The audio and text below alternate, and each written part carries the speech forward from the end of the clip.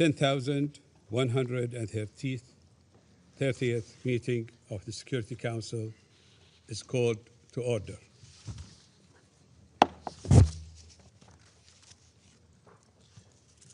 The provisional agenda for this meeting is the situation in the Middle East. The agenda is adopted.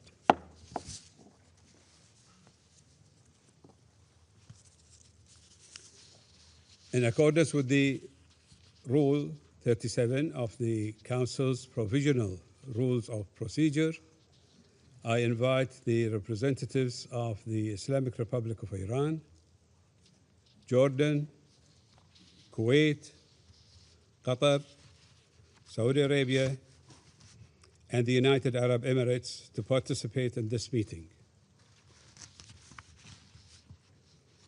It is so decided.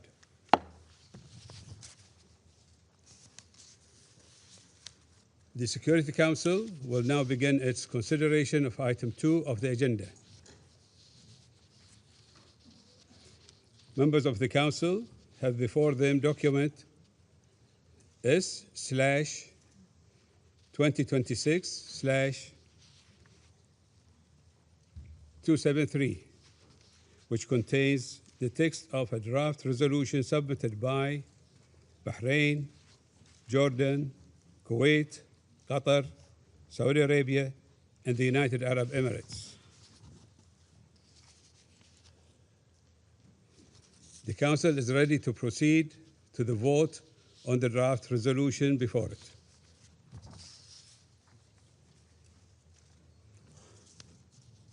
I now give the floor to those members of the Council who wish to make statements before the vote.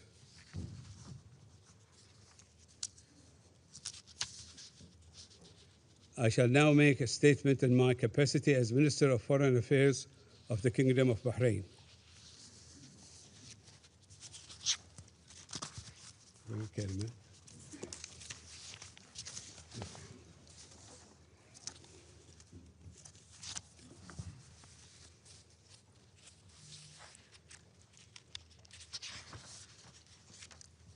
أصحاب السعادة، السلام عليكم ورحمة الله وبركاته.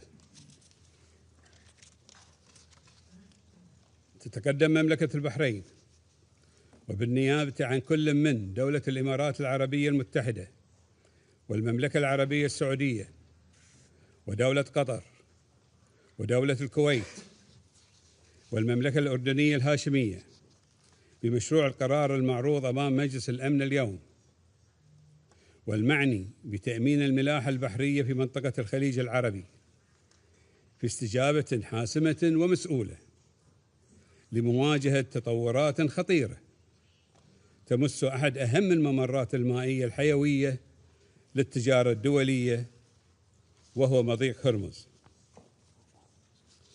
إن أهمية مضيق هرمز الدولية تتجسد في أنه يمر من خلال ما يقارب 38% من تجارة النفط الخام العالمية، و29% من غاز النفط المسال، و19% من الغاز الطبيعي المسال، و20% من المنتجات النفطية المكررة، بما في ذلك النفط ذو المحتوى الكبريتي المرتفع، والذي يعد عنصراً أساسياً في إنتاج الأسمدة التي تعتمد عليها الدول النامية بشكل كبير، لا سيما في مواسم الزراعة، بالإضافة إلى نحو 30% من إمدادات الهيليوم العالمية، الذي يعد عنصراً حيوياً في صناعة الرقائق الإلكترونية، علاوة على المواد الغذائية والأدوية الضرورية لحياة ملايين البشر. ولذلك فإن أي تعطيل لتدفق هذه الموارد لا ينعكس فقط على أسواق الطاقة، بل يمتد تأثيره لإعطاء سلاسل الإمداد الزراعي والأمن الغذائي العالمي، فضلاً عن القطاعات الحيوية المرتبطة بالتكنولوجيا المتقدمة. إن دول مجلس التعاون لدول الخليج العربية تمثل المصدر الأساسي لتدفق مصادر الطاقة إلى دول العالم، ما يجعل أمن مضيق هرمز مسؤولية دولية مشتركة تتجاوز الإطار الإقليمي لتلامس بشكل مباشر استقرار الاقتصاد العالمي. ولذلك نحن نقول وبصوت عال أمام مجلسكم المسؤول عن الحفاظ على الأمن والسلم الدوليين أن ليس من حق الجمهورية الإسلامية الإيرانية إغلاق هذا الممر المائي أمام الملاحة الدولية، وأن تحرم شعوب العالم من هذه المصادر الضرورية للحياة، منتهكة القانون الدولي ومعاهدة الأمم المتحدة لقانون البحار والمبادئ والقيم الأخلاقية والإنسانية. وإذا سمح مجلسكم الموقر اليوم بأن يبقى المضيق مغلقاً، فإن الحال سيتكرر في مضائق وممرات مائية أخرى، ويتحول العالم إلى غابة تسود فيه القوة والقطرسة والهيمنة وعدم احترام القوانين الدولية.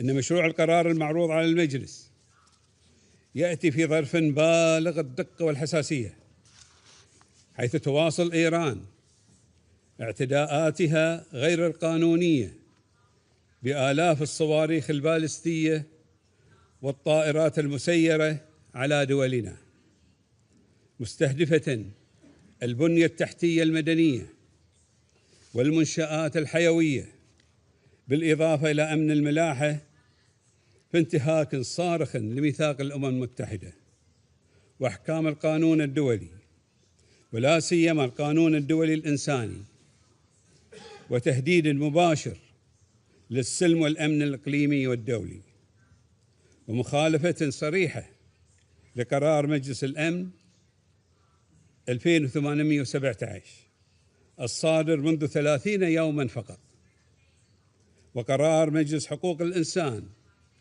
L38 الصادر منذ أسبوعين.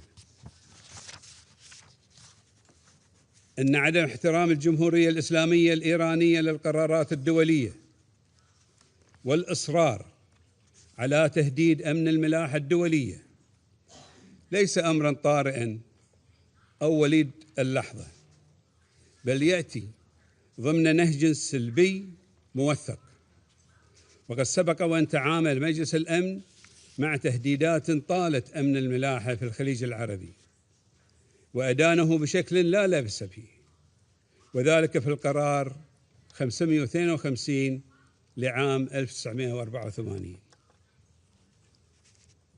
كما لا يغيب عن ذاكرة المجتمع الدولي النمط الإيراني المتكرر الذي يلجأ للحصار الاقتصادي والتهديدات المرتبطة بإغلاق وتعطيل مضيق هرمز، بدلاً من أن يجنح للعلاقات الدبلوماسية المبنية على تغليب المصالح المشتركة والتعاون المتبادل ومبادئ حسن الجوار، حيث شهدت المنطقة سوابق مماثلة في الأعوام 2011 و2012 و2019 تمثلت في استهداف ناقلات النفط وتصريحات متكررة باستخدام مضيق هرمز كورقة ضغط سياسية واقتصادية. إن مشروع القرار المطروح أمامكم لا يخلق واقعاً جديداً، بل يشكل معالجة جدية لسلوك إيراني عدائي متكرر ولا بد أن يتوقف، وتفعيلاً للفقرة العاملة السادسة من القرار 552.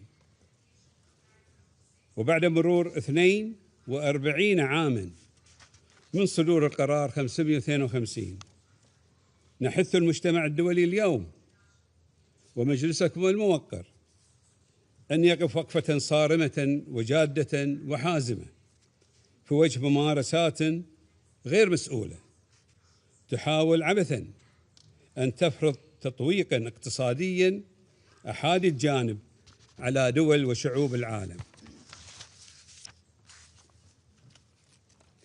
لقد تجاوزت هذه الممارسات والاعتداءات آثارها الإقليمية لتطال بشكل مباشر استقرار الاقتصاد العالمي والأمن الغذائي الدولي. فقد حذر برنامج الغذاء العالمي من أن إغلاق المضيق أدى إلى زيادة تكاليف الوقود والنقل والغذاء، وأن استمرار إغلاق المضيق قد يدفع بما يقارب 45 مليون شخص إضافي إلى مستويات حادة من انعدام الأمن الغذائي، الأمر الذي يفرض تحركاً دولياً عاجلاً ومسؤولاً. أصحاب السعادة، في ضوء ما يشهده العالم اليوم من اضطراب، لم يعد بالإمكان تجاهل أن عرقلة الملاحة في مضيق هرمز تمثل نمطاً سلوكياً ممنهجاً يقوم على توظيف هذا الممر الحيوي كأداة ضغط ومساومة سياسية.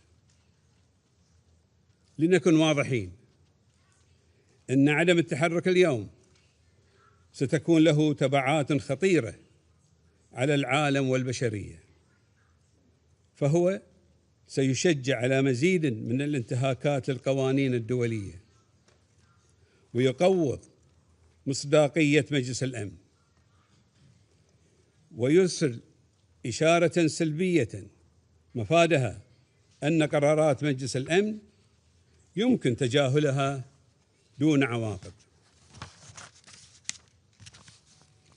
أن الأزمة الاقتصادية والإنسانية التي نواجهها اليوم تفرض تساؤلاً جوهرياً على مجلس الأمن والمجتمع الدولي.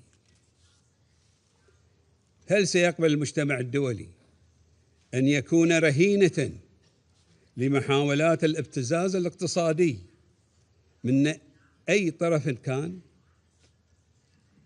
وهل سيطلع مجلسكم الموقر بمسؤوليته في التصدي لهذه الاعتداءات الصارخة التي تتعارض مع القانون الدولي ولا تحترم قراراته بل وتتجاهلها؟ أما اعتماد هذا القرار من مجلسكم الموقر اليوم فسوف يبعث برسالة قوية وموحدة بأننا نقف صفاً واحداً لصون القانون الدولي،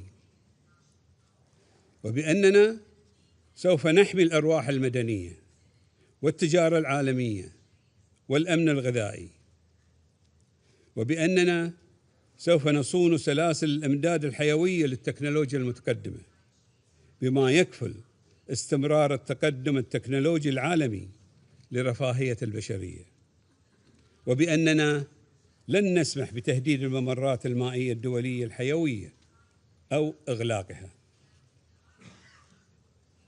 أصحاب السعادة، إن عضوية مملكة البحرين غير الدائمة في مجلس الأمن ورئاستنا لدورة شهر أبريل الحالي وضعتنا أمام تحد بالغ الدقة، وهو أن نحمي مصالح دولنا المتضررة والعالم أجمع، وأن نحافظ في الوقت ذاته على وحدة مجلس الأمن لكي يظل المجلس متحداً في مواقفه وقراراته. ولذلك حرصنا وبعد مفاوضات متواصلة ومناقشات مستفيضة على أن يكون مشروع القرار متوازناً وقابلاً للتنفيذ ويحقق الأهداف المنشودة في ظل مجلس أمن متحد في تأمين حرية الملاحة البحرية الدولية. ولذلك نحث جميع أعضاء هذا المجلس على دعم مشروع القرار، فمصداقية المجلس وأمن منطقتنا واستقرارها ونمو الاقتصاد العالمي والحفاظ على الأمن الغذائي والتقدم التكنولوجي جميعها تعتمد على قرار مجلسكم الموقر، وشكرا لكم.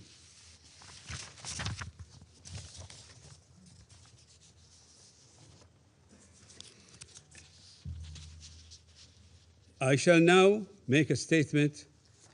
No, I did. I resume my function as President of the Council. I shall put the draft resolution to the vote now.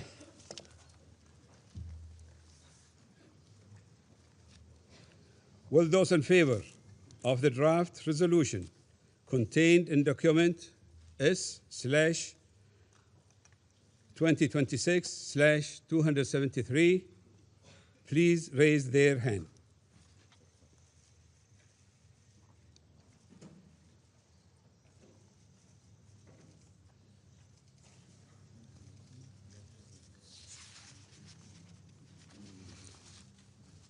Those against?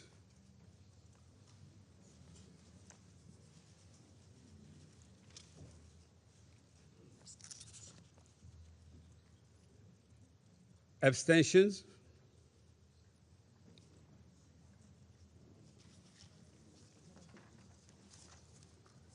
The results.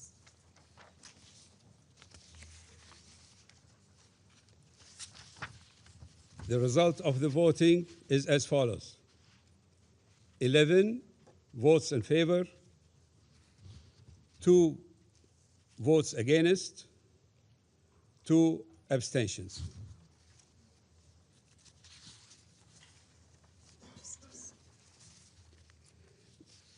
The draft resolution has not been adopted owing to the negative vote of a permanent member of the Council.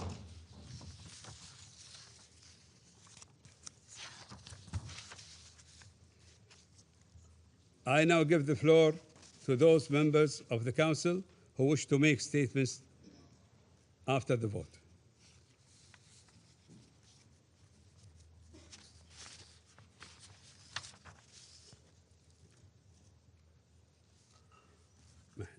I shall now make a statement in my capacity as Minister of Foreign Affairs of the Kingdom of Bahrain. أصحاب السعادة، تعرب بلادي مملكة البحرين ودولة الإمارات العربية المتحدة والمملكة العربية السعودية ودولة قطر ودولة الكويت بالإضافة إلى المملكة الأردنية الهاشمية عن أسفها البالغ لعدم اعتماد مشروع القرار المعروض أمام مجلسكم الموقر اليوم. لقد أخفق المجلس في الاطلاع بمسؤوليته تجاه تصرف غير قانوني يتطلب وضوحا وحزما لا يحتملان التأجيل أو التردد.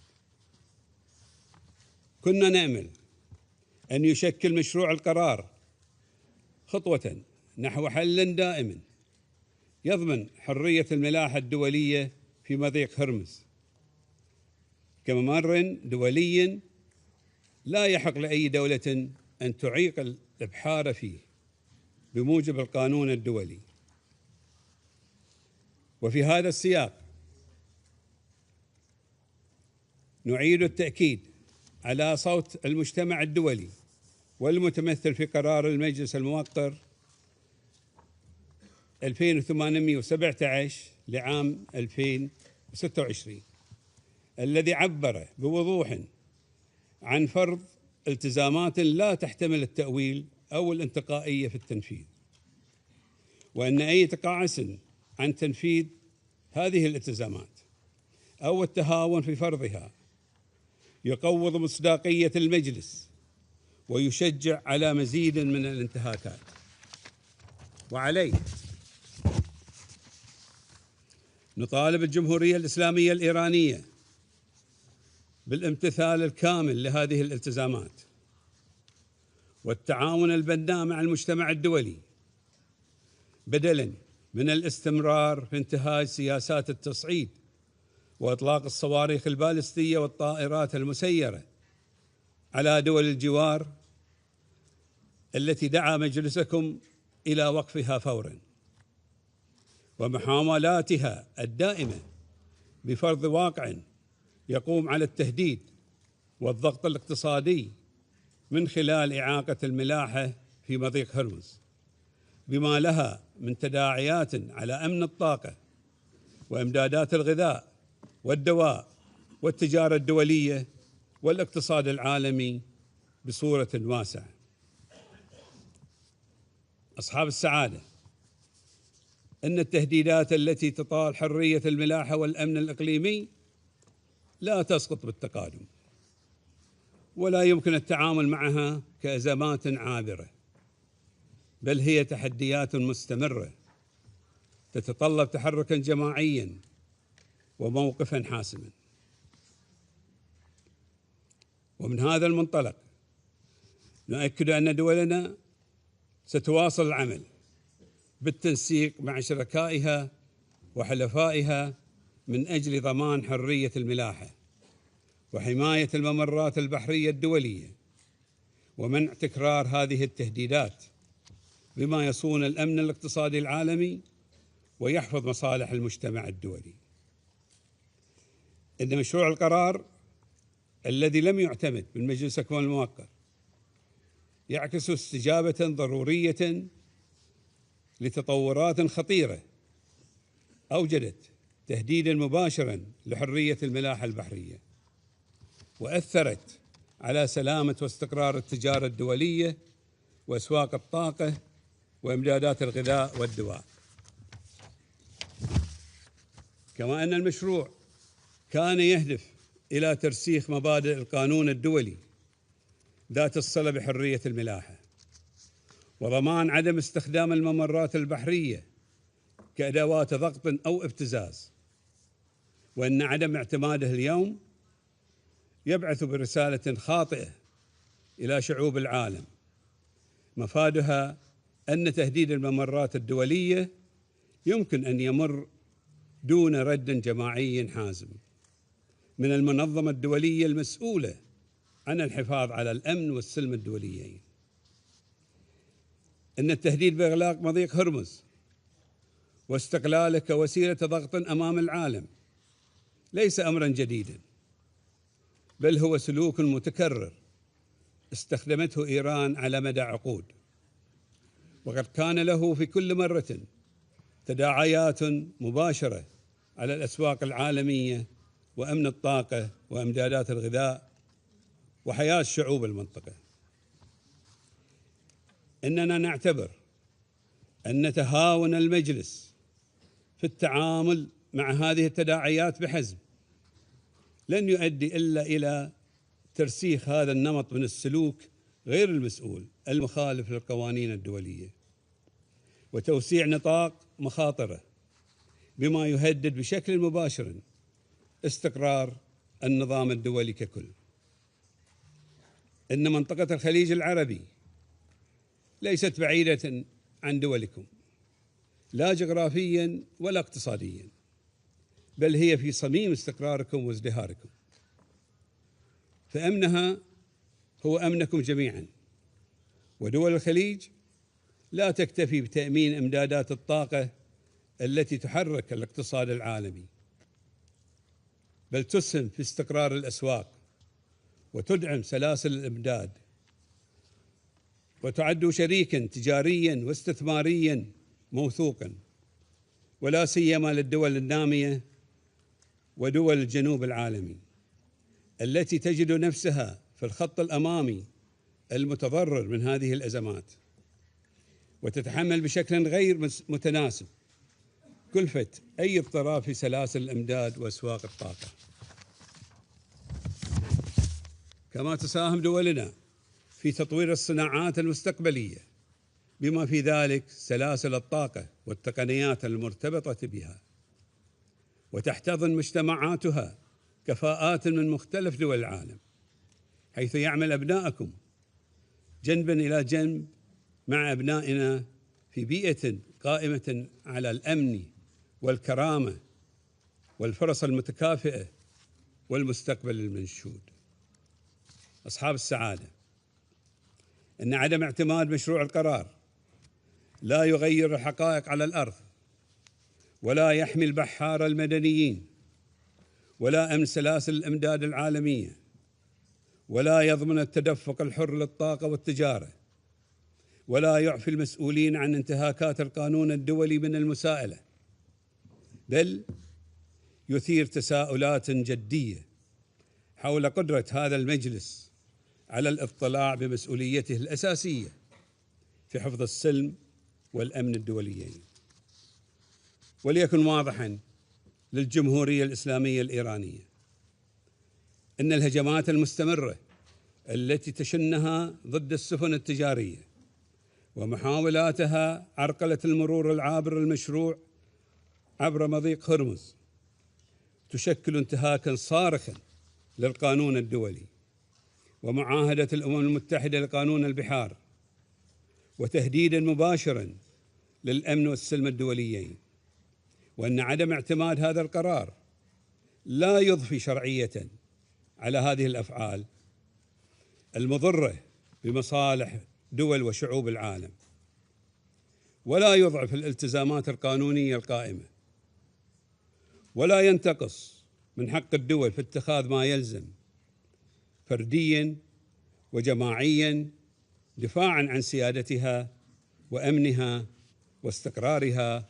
ومصالحها ومصالح دول وشعوب المنطقة، بما يتسق مع المادة 51 من ميثاق الأمم المتحدة، كما ورد بناء على قرار مجلسكم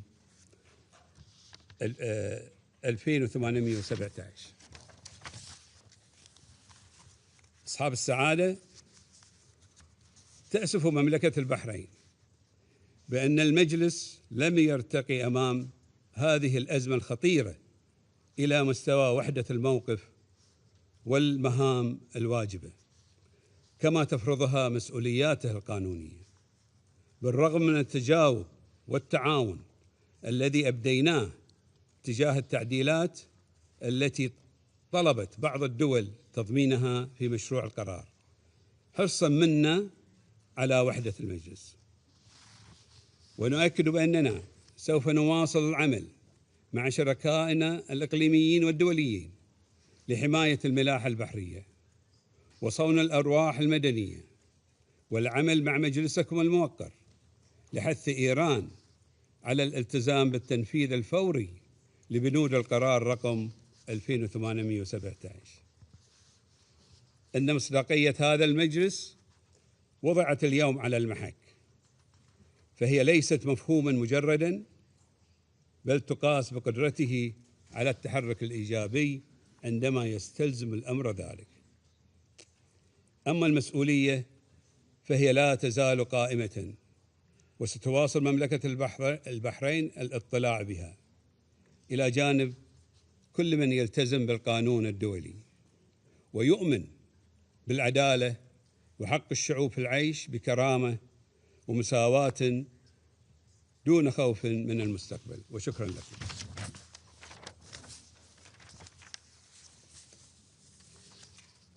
I resume my function as President of the Council.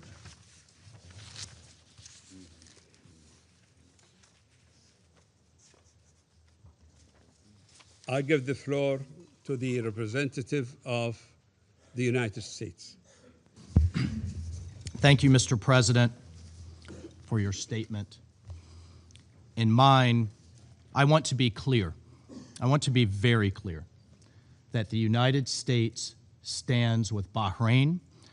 The United States stands with the people of the Gulf at this moment of reckoning. Colleagues, this is a time for choosing, and the countries that just opposed this resolution, led by the Kingdom of Bahrain, have chosen to oppose them. Just over 3 weeks ago, this council adopted a resolution which garnered a record-setting, a UN record of 136 co-sponsors with no opposition in this council.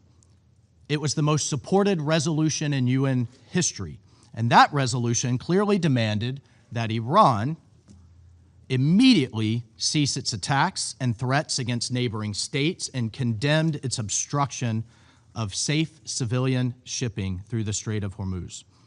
As President Trump explained in his statement last week to the nation and the world, we are here because Iran's tyrannical regime has persisted for decades in escalating its attacks against the American people, our allies in the region, and the world's commercial fleets, in flagrant violation of international law and nearly a dozen resolutions from the United Nations Security Council. Colleagues, 47 years ago, the Iranian regime's first act was to take dozens of Americans hostage. Now, it's taking the Strait of Hormuz hostage, and with it, attempting to take the world's economy hostage. Well, colleagues, that may be its last act. We'll see. Iran has laid mines in the strait. They are firing upon civilian commercial vessels.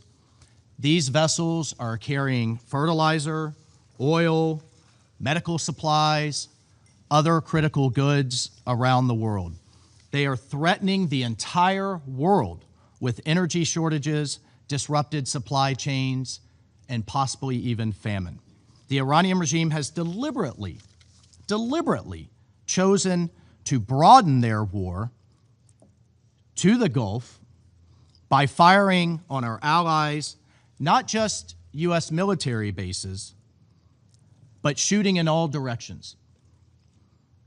Just against the United Arab Emirates alone, Iran has fired over 500 ballistic missiles, over 2,000 drones, dozens of sophisticated cruise missiles. Again, not against military targets, against resorts and ports and hotels and civilian neighborhoods in absolute and flagrant violation of international law. The Kingdom of Bahrain has sustained thousands more ballistic missiles, drones, cruise missiles, again, against civilian neighborhoods. Iran has deliberately chosen to broaden their war even further.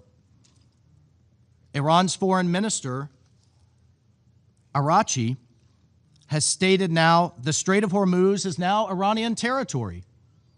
That's quite the pronouncement. And that they will treat it as their own territory. Again, holding the world's economy hostage. This was their choice to deny the world oil that's needed to heat their homes, African and South Asian states who need grain and fertilizer to pass freely through the strait in time for planting season and spring. As we speak, colleagues, as we speak right now, 80 UN and international humanitarian groups delivering medical aid, shelter, supplies, and food to humanitarian crises in the Congo, in Sudan, in Gaza, cannot pass through the strait. No one should tolerate that they are holding the global economy at gunpoint. But today, Russia and China did tolerate it. They sided with a regime that seeks to intimidate the Gulf into submission, even as it brutalizes its own people during a national internet blackout for daring to imagine dignity or freedom. Now it seeks to punish the world as cynical leverage in its death to America approach to foreign policy. Colleagues, the blight Iran has inflicted upon us, you, and its own people, it did not begin on March 11th. It did not begin February 28th or even today. For nearly half a century, the Islamic Republic of Iran, the world's leading state sponsor of terrorism, has built its reason for existence on the violent exporting of a revolution. It's built its reason for existence on intimidation and terror. And I commend Bahrain and everyone who voted with this resolution for saying enough is enough. It has attacked American embassies. It has murdered hundreds of American diplomats, service members, and civilians. It has bombed American barracks and businesses. It has tried to bomb our cities. It has even repeatedly conspired and failed to assassinate the President of the United States. The perpetrator of that Iranian plot was just convicted right down the street in Brooklyn in an American court. Thank God. This year alone, multiple agents of the Iranian government were convicted and intercepted in other plots to kill the president and an American-Iranian dissident who spoke right here at this council, Masa Alinejad, all in clear violation of Security Council Resolution 1373, which prohibits states from supporting acts of terror. 47 years and counting, colleagues, Iran has campaigned against peace in the region by any means necessary. Just this January, it slaughtered tens of thousands of its own citizens, as we discussed right here in this council. But yet, the regime then promised no more executions on its citizens. But what are they doing?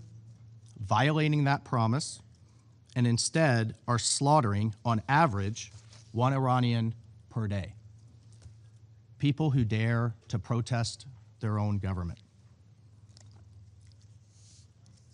Iran has also armed terrorist proxies, targeted civilians, strangled shipping lanes, and destabilized governments. As a 2019 UN Secretary General report affirmed, it has hidden and encouraged its proxies to hide behind civilians and civilian infrastructure to attack Americans and our allies. The Secretary General himself affirmed Iran hides military hardware in hospitals and schools and civilian neighborhoods for propaganda purposes in the most sick and despicable way.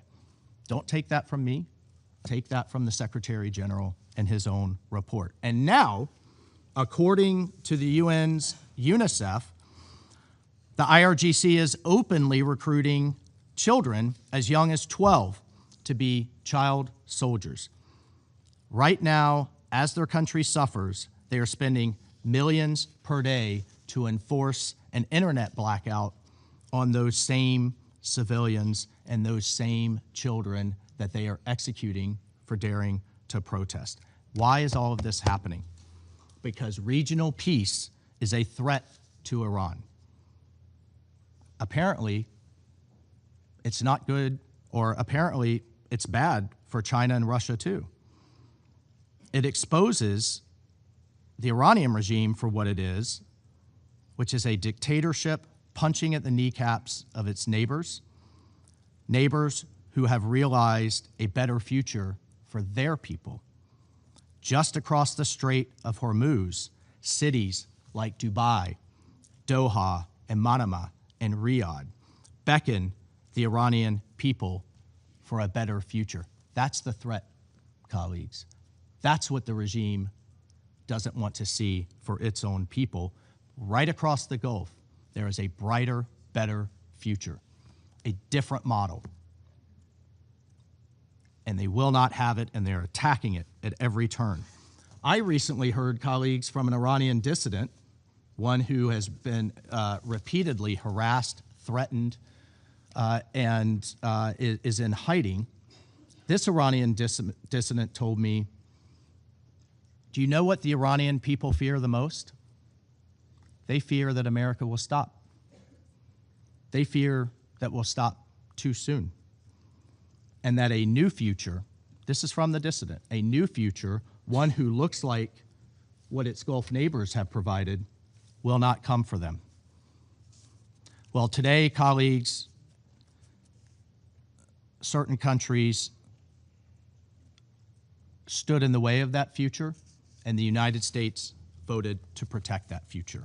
Mr. President, it is not lost on us that as we speak, your people, our allies across the Gulf, and American service members in the region are under a barrage of Iranian missiles and drones. They and you have shown great bravery. It is sad and unfortunate that Russia and China have not. We have long known that these countries are capable of paralyzing the Council through obstruction and manufactured confusion. Today's veto marks a new low, and it shows just how frightening a safer, more secure, more united Middle East can be. Colleagues, the rejection of this resolution will be explained today. You will hear today a number of excuses. You will hear that this was part of the U.S. campaign to ensure that the world is free of Iran's nuclear program. I will note today's result does not restrict the United States to continue to act in its own self-defense and in the collective defense of our allies and partners, and President Trump will continue the actions necessary to defend our people and the free world. The request from Bahrain and from the region was not unreasonable. They engaged every country on this council and took their inputs and thoughts on board. It was a simple resolution. Iran must stop attacking the Gulf, stop threatening its neighbors, and reopen the Strait of Hormuz. And I would note, colleagues, that Russia and China might have chosen better partners than Iran. They might have chosen to stand with our Gulf allies, with Panama, with Doha, with Abu Dhabi and Kuwait City and others. But instead, Russia has chosen to be a critical supplier of military equipment to Iran over the past year, in particular, delivering combat aircraft, helicopters, armored vehicles, and other arms to Iran, some of which violate Security Council Resolution 1929. Iran likewise has supplied Russia with hundreds of attack UAVs and UAV technology for use in Ukraine, including transfers before October 2023, and therefore in violation of Security Council Resolution 2231, which placed an arms embargo on Iran, voted by this council. And in September 2024, Iran began delivering hundreds of close-range ballistic missiles to Russia. Meanwhile, China imports over 80% of Iran's illicit oil, and Chinese entities have exported significant quantities of components intended for attack drones and technologies that could be used in ballistic missiles. Colleagues, let us be clear. In the coming days, when critical shipments are delayed, when fertilizer fails to reach countries that need it for planting season, when vulnerable populations face deepening food insecurity, the world will know exactly who chose obstruction over responsibility. So, despite today's outcome, let me reiterate two simple messages from the United States. First, the U.S. stands firmly with our partners in the Middle East. Second, the Strait of Hormuz is too vital to the world to be used as hostage, to be choked, to be weaponized by any one state. Colleagues, let me be frank. Most member states here need the Strait of Hormuz more than the United States does. Still, as this council knows, the U.S. has consistently pursued a diplomatic resolution, even as we continue to achieve our objectives in Operation Epic Fury. We have put serious diplomatic proposals before Iran. The U.S. remains prepared for meaningful diplomacy, but diplomacy cannot succeed where defiance, delay, and escalation remain Tehran's only response. We are grateful to our mediating partners for their continued effort to secure a peaceful resolution, but Iran has to choose one. Colleagues, Iran is a direct threat to international peace and security. It is responsible for its own thuggery, and it alone is responsible for the ramifications. The book I live by, in that book, God has, quote, provided a way out, end quote. And even now, on the heels of Holy Week, Iran can also choose to reverse its decision to reopen the strait, to seek peace, and to make amends. But until then and afterwards, we call on responsible nations to join us in securing the Strait of Hormuz, protecting it, ensuring that it remains open to lawful commerce, to humanitarian goods, and the free movement of the world's goods. Mr. President, the United States and its allies will protect our interests, our people, and a better future for all, even while members of this council partnered with the Iranian regime, work to do the exact opposite. I thank you. I thank the representative of the United States. I give the floor to the representative of Panama. Gracias, señor presidente. Panamá saluda el liderazgo de Bahrein por presentar y conducir este proceso de negociación, así como los esfuerzos que ha realizado para acercar posiciones entre los miembros del Consejo. Panamá reconoce la importancia crítica de salvaguardar por todas las partes y en todo momento la protección de la población civil e infraestructura crítica, así como la seguridad marítima y la libertad de navegación en el estrecho de Hormuz, una vía esencial para el comercio internacional, la seguridad energética y la estabilidad económica global. Reiteramos nuestra solidaridad y respaldo con los países del Golfo y con todos aquellos afectados por ataques contra la infraestructura civil y la navegación internacional en esta importante zona estratégica, en el contexto de una escalada que no fue iniciada ni buscada por estos estados y cuyas consecuencias hoy enfrentan directamente. Panamá copatrocinó y votó a favor de la resolución 2817 de 2026, mediante la cual este Consejo condenó los ataques contra los países del Golfo, reafirmó el respeto a su soberanía e integridad territorial y exigió el cese inmediato de dichos ataques. Panamá desea igualmente destacar y valorar la posición de contención demostrada por los países del Golfo y otros en el actual contexto, quienes, pese a haber sido objeto de ataques, han optado por no escalar la situación mediante el ejercicio de respuesta proporcional que podría estar amparada en el derecho inherente de legítima defensa consagrado en el artículo 51 de la Carta de las Naciones Unidas.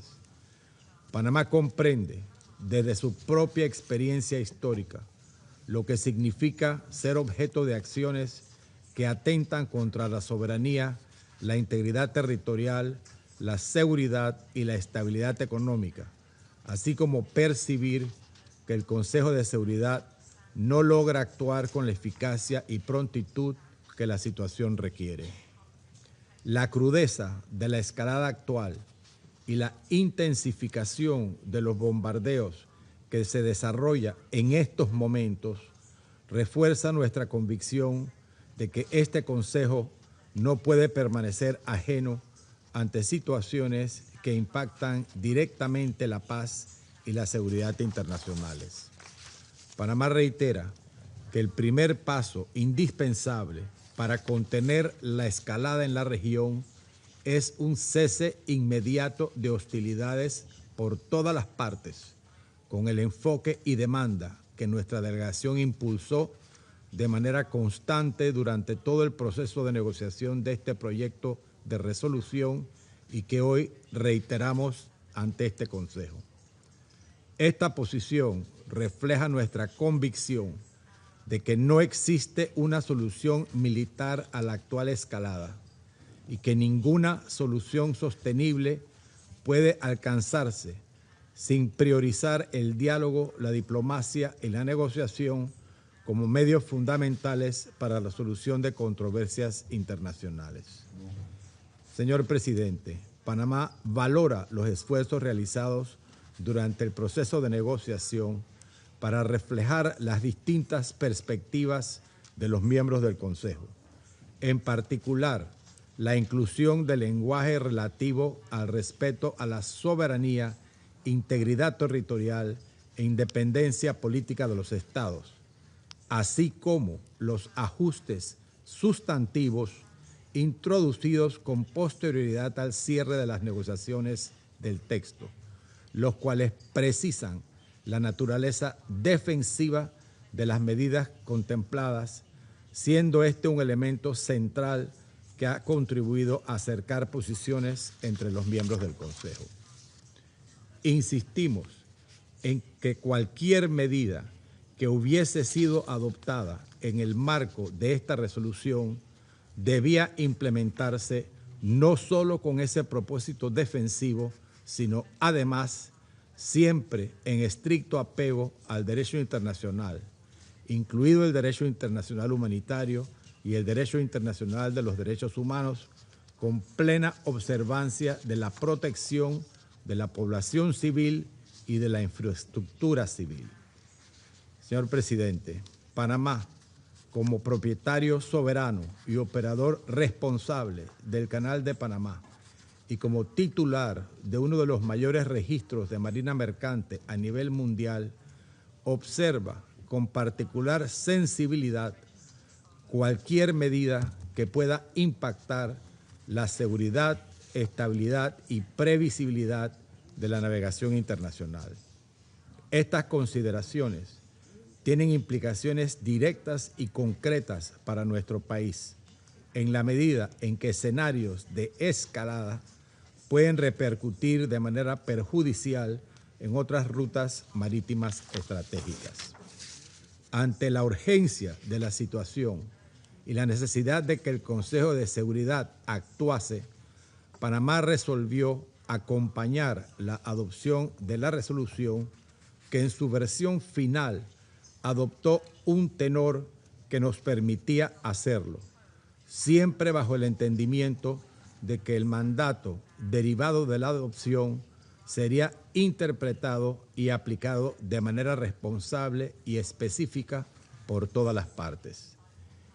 Este voto refleja una decisión responsable orientada a evitar mayores riesgos para la población civil y la infraestructura crítica, así como a contribuir a la distensión de la escalada y a la protección de la navegación internacional y de las cadenas de suministro globales. Muchas gracias.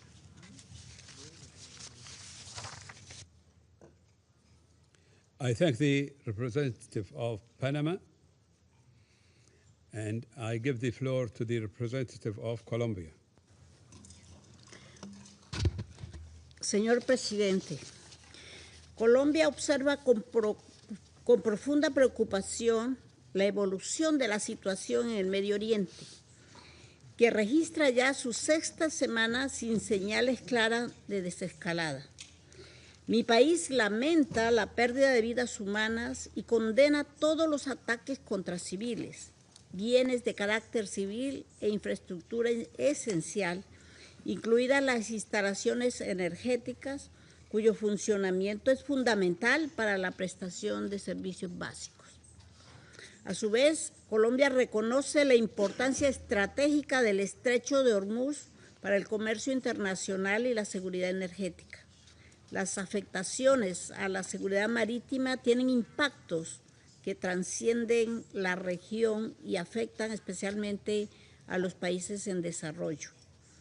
Por ello, mi delegación participó activamente en la negociación y presentó propuestas orientadas a balancear el texto, introducir mayor claridad sobre el alcance de las medidas contempladas y evitar formulaciones amplias que pudieran dar lugar a interpretaciones que excedan el objetivo de garantizar la seguridad de la navegación en línea con los propósitos y principios de la Carta de las Naciones Unidas y el derecho internacional.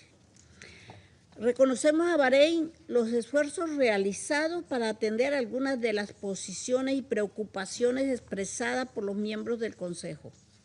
No obstante, persisten aspectos sustantivos que no fueron plenamente resueltos y frente a los cuales mi país aún tiene serias preocupaciones.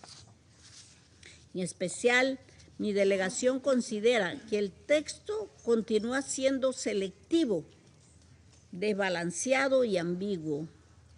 Asimismo, a Colombia le inquieta que la falta de precisión jurídica del texto puede prestarse a interpretaciones que excedan el objetivo previsto y tener implicaciones más amplias para la estabilidad regional, incluyendo el riesgo de ampliar el conflicto o incentivar dinámicas que podrían involucrar a más actores en una situación ya de por sí altamente volátil.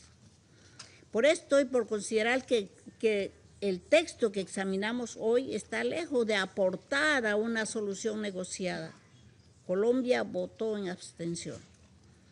Mi país considera que en el contexto actual el Consejo debe enviar mensajes claros, orientados a la contención y a la prevención de una mayor escalada. Asimismo, Colombia considera fundamental dar espacio a los esfuerzos de mediación en curso. En ese sentido, medidas que intensifican la dinámica de confrontación corren el riesgo de socavar esas oportunidades y de dificultar avances hacia soluciones negociadas y sostenibles. Lamentamos que el Consejo de Seguridad haya perdido la oportunidad de brindar una respuesta unificada que contribuyera efectivamente a apaciguar las tensiones y abrir espacios para la paz. Reafirmamos nuestra solidaridad con los colegas de Bahrein, del Golfo y de todos los países de la región. A su vez, reiteramos el llamado urgente a un cese de hostilidades, al respeto del derecho internacional y a privilegiar el diálogo como una única vía para resolver esta crisis, porque la paz está por dentro. Muchas gracias. I thank the representative of Colombia for the statement. I give the floor to the representative of Pakistan. Thank you, Mr. President. At the outset, let me reiterate Pakistan's continued and unwavering support and complete solidarity in these challenging times with the brotherly kingdom of Bahrain and other fraternal GCC countries, the Kingdom of Saudi Arabia, Qatar, Kuwait, United Arab Emirates, and Oman, as well as Jordan, the countries that are not parties to the ongoing conflict in the Middle East, but are directly suffering from its consequences. Pakistan supports the sovereignty, territorial integrity, political independence, and security of all brotherly countries in the region. President, the Strait of Hormuz is an important international shipping route for goods and energy. Pakistan calls for the security of ships and crew members and the swift and safe passage of civilian ships and restoration of normal passage through the strait. The situation in the Strait of Hormuz is adversely impacting countries around the world, including Pakistan. The consequences for regional and global economy are evidently harsh, and ordinary Pakistanis are also suffering. South Asia, that is home to nearly a quarter of world population, is suffering. The ongoing situation in the Strait of Hormuz has resulted in one of the largest energy supply shocks in modern history. The impact is felt not only in terms of energy flows, but also fertilizers and other essential commodities, thus affecting food security, cost of living, and squeezing the livelihoods of the most vulnerable. If the military escalation and disruptions persist, the suffering will extend far beyond the region, translating into widespread economic hardship.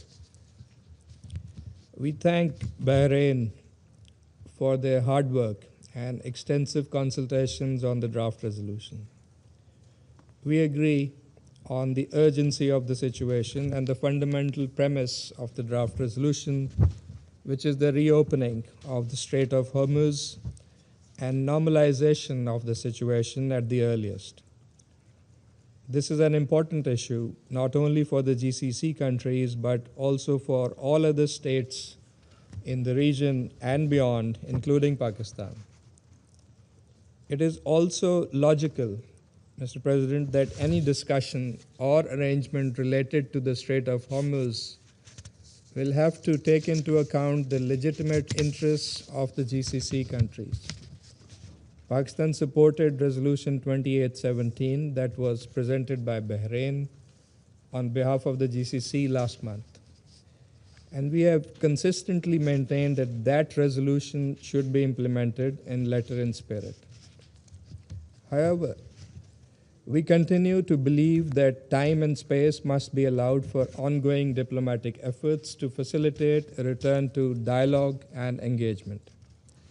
These efforts have been widely acknowledged and appreciated, including by the UN Secretary General and members of this Council. We would continue seeking a durable diplomatic solution of the prevailing situation. This is the fundamental foundation of our ongoing diplomatic efforts, which we are determined to continue to pursue.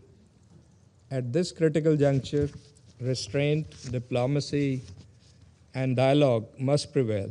Pakistan has been actively engaged in diplomatic efforts towards that end in concert with its partners in the region and beyond.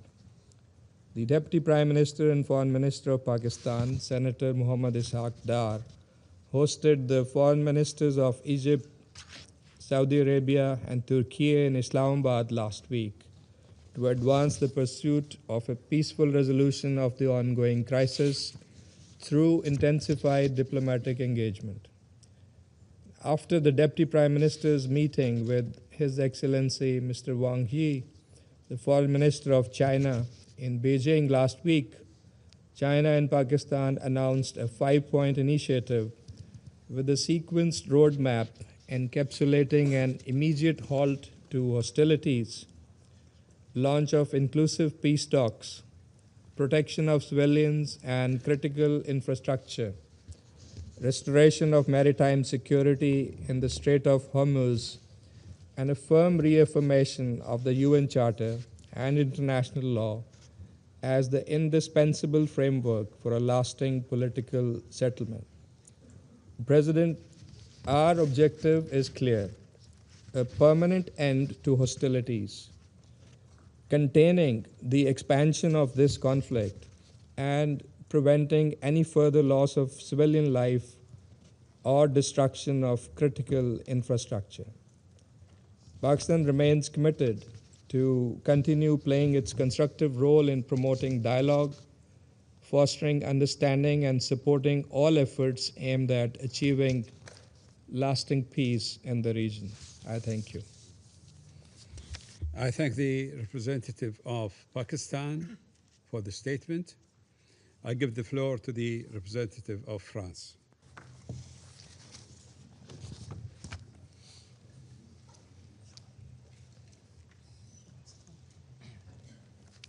Merci, Monsieur le Président.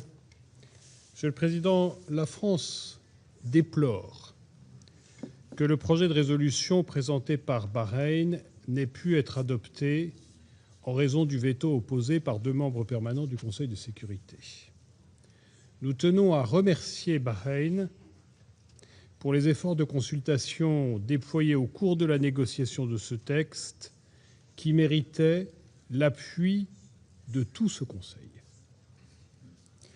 La France a voté en faveur de ce projet de résolution parce que la liberté de navigation et la sécurité maritime dans le détroit d'Hormuz sont primordiales pour la stabilité du Moyen-Orient et la stabilité internationale, et parce que ce texte contenait, selon la France, une partie des moyens nécessaires pour y contribuer. Monsieur le Président, depuis plusieurs semaines, l'Iran bloque de fait le détroit d'Hormuz. La France a condamné les attaques iraniennes contre des navires commerciaux et a exprimé sa préoccupation face au risque de minage du détroit. Ce blocage est une violation du droit de la mer, en même temps qu'une menace pour les approvisionnements mondiaux en engrais et en énergie. Les conséquences s'en font sentir pour toute l'économie mondiale, en particulier pour les populations les plus vulnérables. Ce blocage doit cesser, la liberté de navigation doit être rétablie. Le 11 mars dernier, le Conseil adoptait la résolution 2817 qui condamnait les frappes indiscriminées de l'Iran contre les pays du Golfe et la Jordanie. Nous souhaitons, à ce moment, rappeler notre solidarité active avec les États de la région frappés alors qu'ils ne menaçaient l'Iran en aucune manière. Cette résolution, que la France a soutenue et coparrainée, rappelle que les droits et libertés de navigation dans le détroit d'Ormuz doivent être respectés. Monsieur le Président, il est regrettable que le Conseil se trouve aujourd'hui empêché de soutenir les efforts de sécurisation du détroit d'Ormuz. Le projet qui vient d'être rejeté veillait à encourager des mesures strictement défensives de sécurisation du détroit sans entrer dans une logique d'escalade. Il réaffirmait utilement le droit des États de protéger la liberté de navigation, les navires commerciaux et les équipages, conformément au droit international face aux attaques et provocations. Ce projet de résolution contenait en outre des paragraphes appelant à la désescalade dans le détroit d'Ormuz et dans le Golfe, à la cessation des attaques contre les infrastructures civiles, à la reprise des efforts diplomatiques en vue d'une paix durable dans la région. On peine à comprendre que 2 membres permanents du Conseil de sécurité qui se disent attachés à la diplomatie et au règlement pacifique des différends aient mis leur veto à de telles dispositions. Enfin, ce texte encourageait les États à coordonner leurs efforts pour mettre en place des initiatives de sécurisation du trafic maritime dans les détroits d'Ormuz, par exemple par l'intermédiaire de missions défensives. La France déplore que cette disposition n'ait pas été adoptée aujourd'hui, mais elle entend continuer à travailler avec ses partenaires internationaux à la mise en place d'une initiative pour contribuer à la sécurité du transport maritime dans le détroit lorsque les conditions le permettront. La résolution 2817 et le droit international l'autorisent d'ores et déjà. Monsieur le Président, malgré la non-adoption de ce projet, les efforts que nous soutenons doivent se poursuivre, y compris au Conseil de sécurité, pour ouvrir la voie à une désescalade et à un cessez-le-feu plus urgent que jamais. Pour rétablir la liberté de navigation dans le détroit d'Ormuz, conformément au droit de la mer. Et au-delà, pour répondre aux multiples menaces posées par l'Iran, qu'il s'agisse de son soutien à son réseau d'alliés régionaux, dont le Liban est aujourd'hui la première victime, ou de ses programmes nucléaires et balistiques. La France est prête à y contribuer dans le cadre de ce Conseil. La position de la France est constante depuis plus de 20 ans. Ces menaces ne trouveront pas de réponse durable par la voie militaire. Elles devront faire l'objet d'un accord négocié par lequel l'Iran devra se résoudre à des concessions majeures pour répondre aux préoccupations légitimes de la communauté internationale. Là aussi, la France demeure prête à contribuer aux efforts en ce sens. Je vous remercie. I thank the representative of France for the statement. I give the floor to the representative of Greece. Greece voted in favor of the resolution presented on behalf of Bahrain, Jordan, Kuwait, Qatar, Saudi Arabia, and the United Arab Emirates, reiterating its strong solidarity to the countries of the Gulf and reaffirming the importance of safeguarding freedom of navigation and maritime security in the Strait of Hormuz. On this occasion, I would like to thank Bahrain for their tireless efforts to drafting this resolution, and we regret that its adoption was not made possible today. The Strait of Hormuz remains one of the most critical maritime routes and a vital artery for global international trade and energy supply. Any disruption to its normal functioning carries immediate and far-reaching consequences for international peace and security. Freedom of navigation constitutes a public good. We have repeatedly condemned Iran's illegal and unprovoked attacks against the countries of the Gulf region and elsewhere. Any actions by Iran that jeopardize that unimpeded passage of commercial and merchant vessels through the Strait of Hormuz must cease immediately. Greece remains firmly committed to promoting maritime security and freedom of navigation in accordance with international law as reflected in the UN Convention of the Law of the Seas, UNCLOS. It is in this context that Greece today voted in favor of this resolution, which aim was and is to encourage the coordination of efforts defensive in nature to ensure the safe and unimpeded flow of maritime traffic through the Strait of Hormuz and to contribute to stability in global energy markets.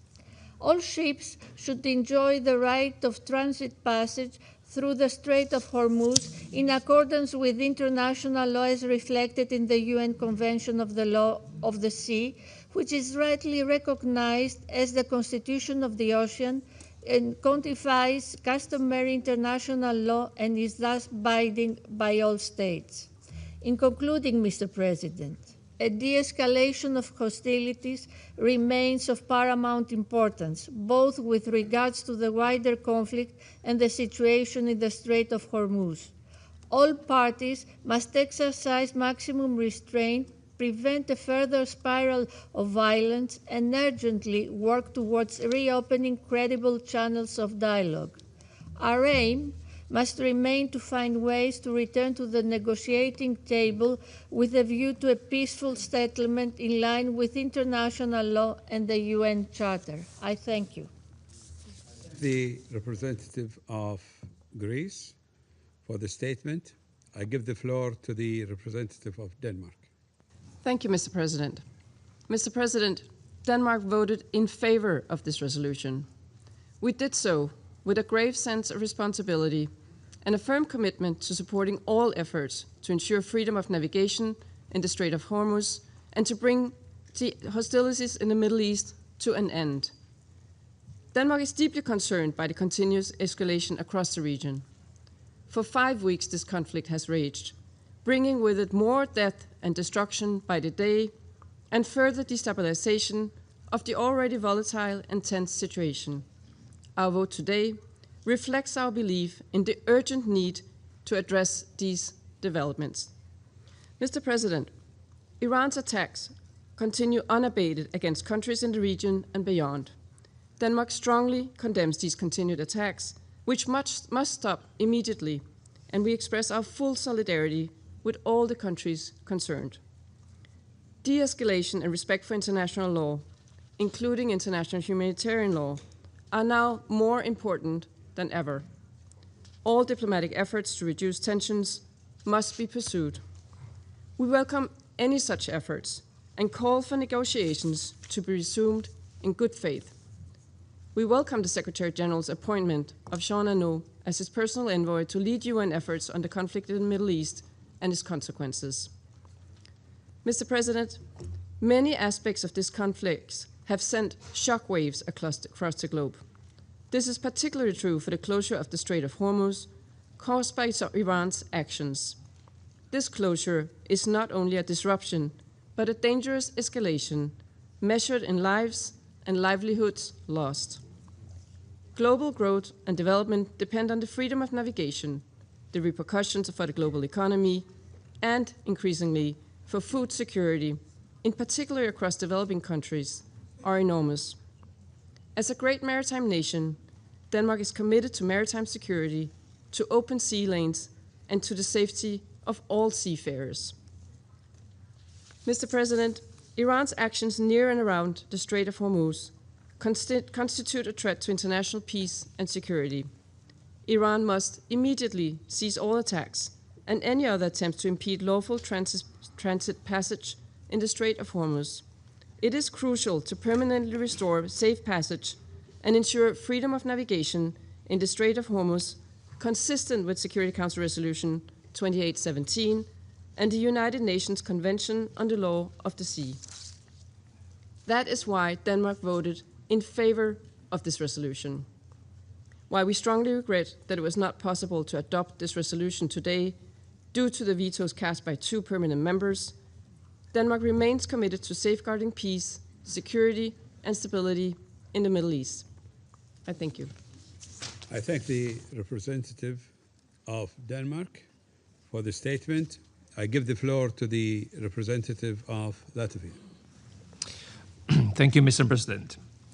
Latvia voted in favor of the resolution submitted by Bahrain, and we express our regret that a positive outcome was not reached. It is profoundly troubling that certain members of this Council have chosen to obstruct a resolution designed to ensure the safety and security of navigation in the Strait of Hormuz and advance global stability. Just 3 weeks ago, the Council adopted Resolution 2817, co-sponsored and supported by Latvia, alongside an unprecedented number of countries. In it, the Council called upon Iran to refrain from interfering with international navigation. In the days and weeks that have followed, Iran has doubled down and effectively closed the Strait of Hormuz, shocking the global economy. The continued failure and refusal by the Iranian regime to comply with its obligations under international law, including its breaches of the United Nations Convention on the Law of the Sea, as well as its persistent non-compliance with binding resolutions of this body, constitutes not only a breach of international order, but leaves this Council with a responsibility to act. Mr. President, we must ensure maritime security and freedom of navigation in the Strait of Hormuz. It is categorically unacceptable for Iran, or any state for that matter, to use an international waterway as a bargaining chip and to hold the global economy hostage. Supply chains are being disrupted, global energy prices have spiked, and acute food insecurity around the globe is growing at an alarming rate, especially among those most vulnerable. Iran is setting a dangerous precedent which we cannot allow or normalize, and we commend Bahrain for addressing precisely this crucial reality in its resolution. Finally, alongside the unprecedented closure of the strait, the Iranian regime is continuing its unprovoked strikes against countries in the region. We condemn this attacks against civilians and civilian infrastructure, and reiterate our steadfast solidarity with our partners in the region. We repeat our calls for immediate de-escalation and for protection of civilians. Mr. President, allow me to once more express my sincere appreciation to Bahrain for their efforts on this pressing matter. Thank you. I thank the representative of Latvia for the statement. I give the floor to the representative of the Russian Federation. Господин председатель, Российская Федерация проголосовала против внесенного Бахрейном, Иорданией, Катаром, Кувейтом, Объединенными Арабскими Эмиратами и Саудовской Аравией проекта резолюции в отношении ситуации в Ормузском проливе и прилегающих к нему водах.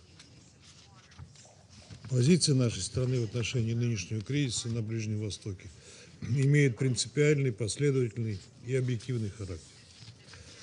Мы осуждаем агрессию Соединенных Штатов и Израиля в отношении Ирана. Мы с уважением относимся к суверенитету и территориальной целостности всех стран региона, как Исламской Республики Иран, так и других стран Персидского залива. Мы считаем недопустимыми удары по их мирным жителям и гражданской инфраструктуре. Россия предпринимала и продолжает предпринимать усилия, в том числе на высшем уровне, для прекращения подобных действий.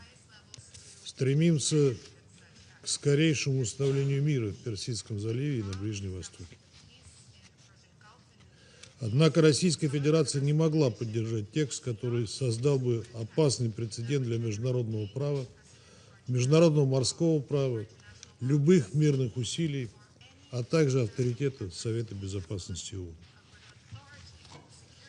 Еще при обсуждении резолюции Совета Безопасности 2817 мы призывали всех коллег по Совету к сбалансированному и объективному подходу. Аналогичные равноудаленные сигналы уже неоднократно транслировал генеральный секретарь ООН, призывающий Соединенные Штаты и Израиль прекратить войну, а Иран перестать атаковать соседей. Игнорировать первопричину кризиса на Ближнем Востоке, а именно незаконные и безрассудные действия Соединенных Штатов и Израиля в отношении Ирана, невозможно и недопустимо. К нам и генеральному секретарю тогда не прислушались.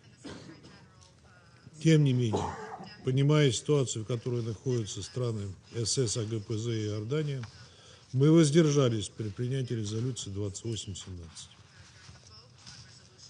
Это решение далось нам нелегко. Однако на этот раз бахрейнские партнеры и их единомышленники пошли намного дальше, представив в корне неправильный и опасный подход к ситуации в регионе. По сути, почти каждый параграф предложенного ими проекта изобиловал несбалансированными, некорректными и конфронтационными элементами. Озвучу лишь основные моменты. В пункте 1 преамбулы и в пункте 6 постановляющей части действия Ирана подавались в качестве единственного источника так называемых дестабилизирующих действий и региональной напряженности. Об истинных причинах нынешнего кризиса на Ближнем Востоке, незаконных ударах Соединенных Штатов и Израиля по иранской территории ни слова.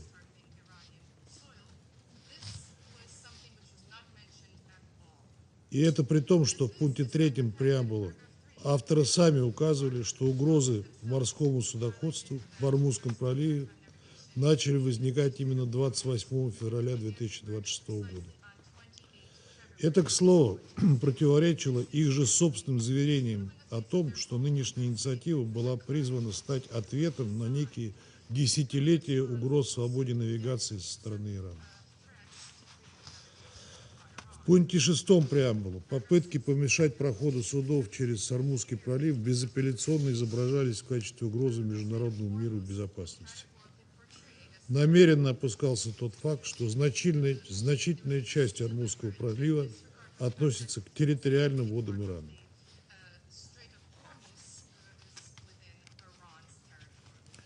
В пункте 7 преамбулы угрозы торговым судам и вмешательство в свободу навигации называлась единственной причиной нарушения непрерывности поставок энергоресурсов. Опять же, без указания на первопричины кризиса, о которых откровенно сказал и сам президент США, публично признавший, что окончание боевых действий приведет к открытию Hormuzского пролива.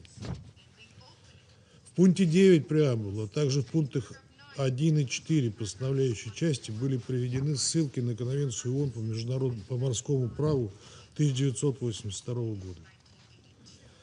Данный международно-правовой инструмент неприменим в условиях вооруженного конфликта, о чем мы неоднократно говорили в ходе переговорного процесса. Пункт 10 преамбулы констатировал, что источником угроз международному миру и безопасности в контексте нынешнего кризиса якобы является именно Иран. Исключение из данного параграфа ссылок на главу 7 не было панацеей. Подобные формулировки, по сути, в любом случае могут трактоваться недобросовестными государствами как легитимизирующие применение силы. Пункт 2 постановляющей части и вовсе не требует каких-либо комментариев. В нем Совету Безопасности предлагалось дать зеленый свет на применение неких защитных мер, охват которых нам неизвестен, под предлогом обеспечения безопасности судоходства, без всякой оглядки на суверенитет прибрежных государств. Оговорки о сугубо оборонительном характере этих усилий сути дела не меняют. Тем более, что авторы сами дали понять, что речь идет именно о силовых мерах.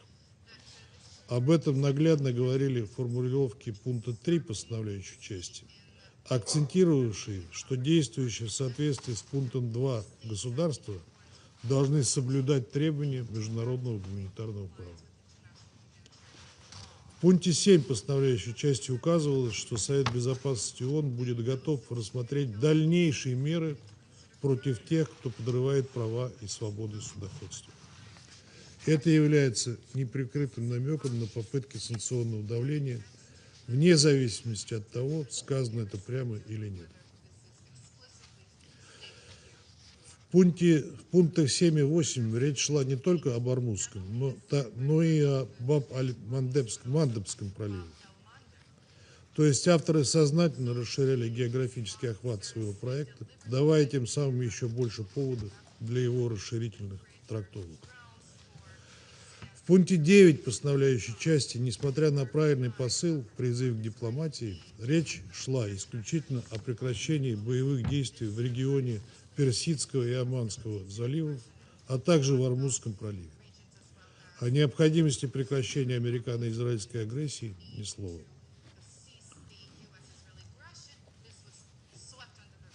Господин председатель, в сухом остатке, сколько бы ни пытались авторы придать тексту заобщенные формулировки, его суть оставалась неизменной. Предоставление карт-бланша на продолжение агрессивных действий и дальнейшую эскалацию. Что бы это означало с правовой точки зрения, а также для ситуации на земле, нам понятно.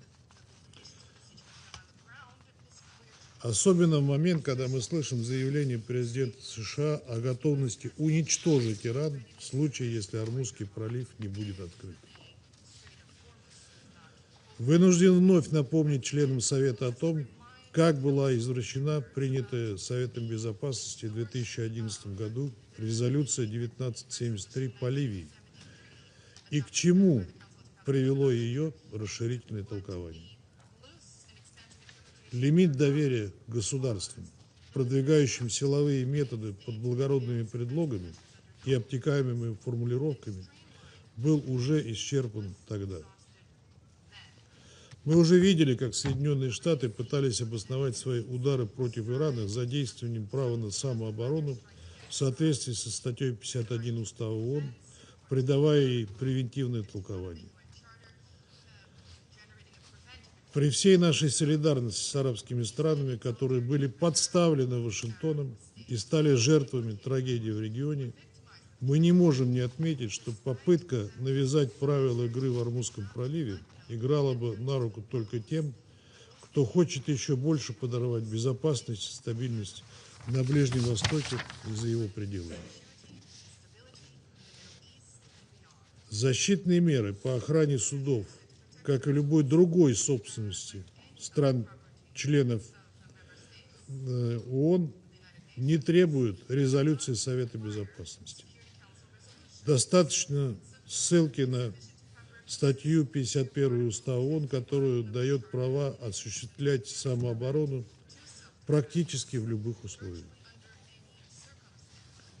Распространение операции по обеспечению безопасности в Hormuzском проливе без согласия прибрежных государств – еще одна причина, по которой мы не смогли поддержать проект Бахрейна.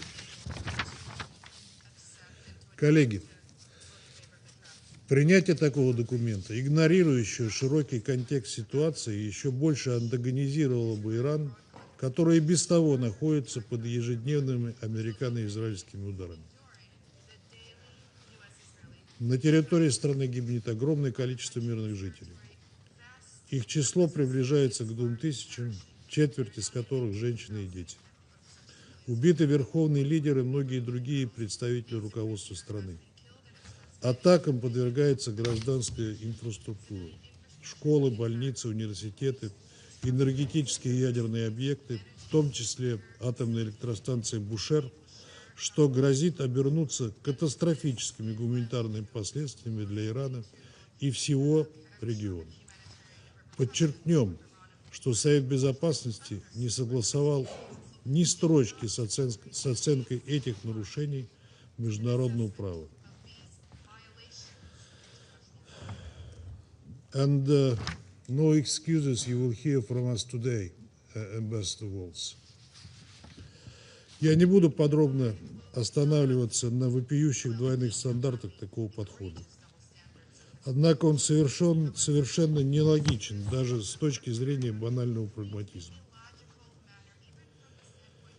Принятие подобной односторонней резолюции поставило бы под удар любые перспективы возобновления переговорного процесса в целях урегулирования кризиса, а также помешало бы важным и полезным мирным инициативам, которые в настоящее время предпринимает целый ряд государств, в том числе Китай, Пакистан и Турция.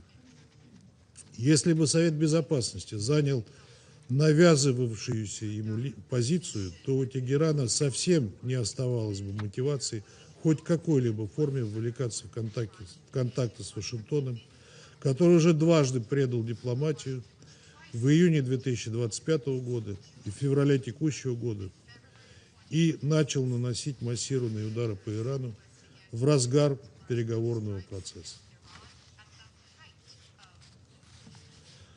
Господин председатель, с самого начала работы над документом мы вместе с китайскими коллегами доводили до бахрейнских авторов и остальных членов наши самые серьезные озабоченности в связи с данной инициативой. Не видели пространства для корректировки текста, поэтому настоятельно призывали арабских друзей воздержаться от его продвижения. Однако к нам не прислушались, и проект все равно был поставлен на голосование. В этих условиях у нас не оставалось иного выбора, кроме как выступить против. Россия последовательно поддерживает обеспечение всеобъемлющей безопасности для морского судоходства во всем Мировом океане, открытие коридоров для Венесуэлы и Кубы, прекращение нападений на коммерческий флот любой страны. Аналогичным образом выступаем за беспрепятственное судоходство в Ормузском проливе. Однако решать эту задачу можно только с участием всех прибрежных стран, граничащих с этим важным транспортным коридором. Без Ирана это сделать невозможно. Призывая наших арабских и иранских друзей решить проблему движения судов напрямую, готовы содействовать таким контактам. Господин председатель, понимая озабоченности наших арабских партнеров в отношении вопроса свободы судоходства, мы совместно с Китаем предлагаем Совету Безопасности рассмотреть альтернативный проект резолюции Совета по текущей ситуации на Ближнем Востоке, в том числе с точки зрения морской безопасности. Уверены, что обеспечение подлинной свободы судоходства в проливе, столь необходимой для стран региона и всего мира, можно добиться только через прекращение боевых действий и достижение переговорного решения. Наш проект будет краток и в равноудаленном и сбалансированном ключе в соответствии с принципом международного права и Устава ООН, в частности, о мирном разрешении споров. В этой связи сразу кладем его в синьку, о планах по голосованию сообщим дополнительно, рассчитываем на поддержку всех членов Совета Безопасности. Благодарю вас.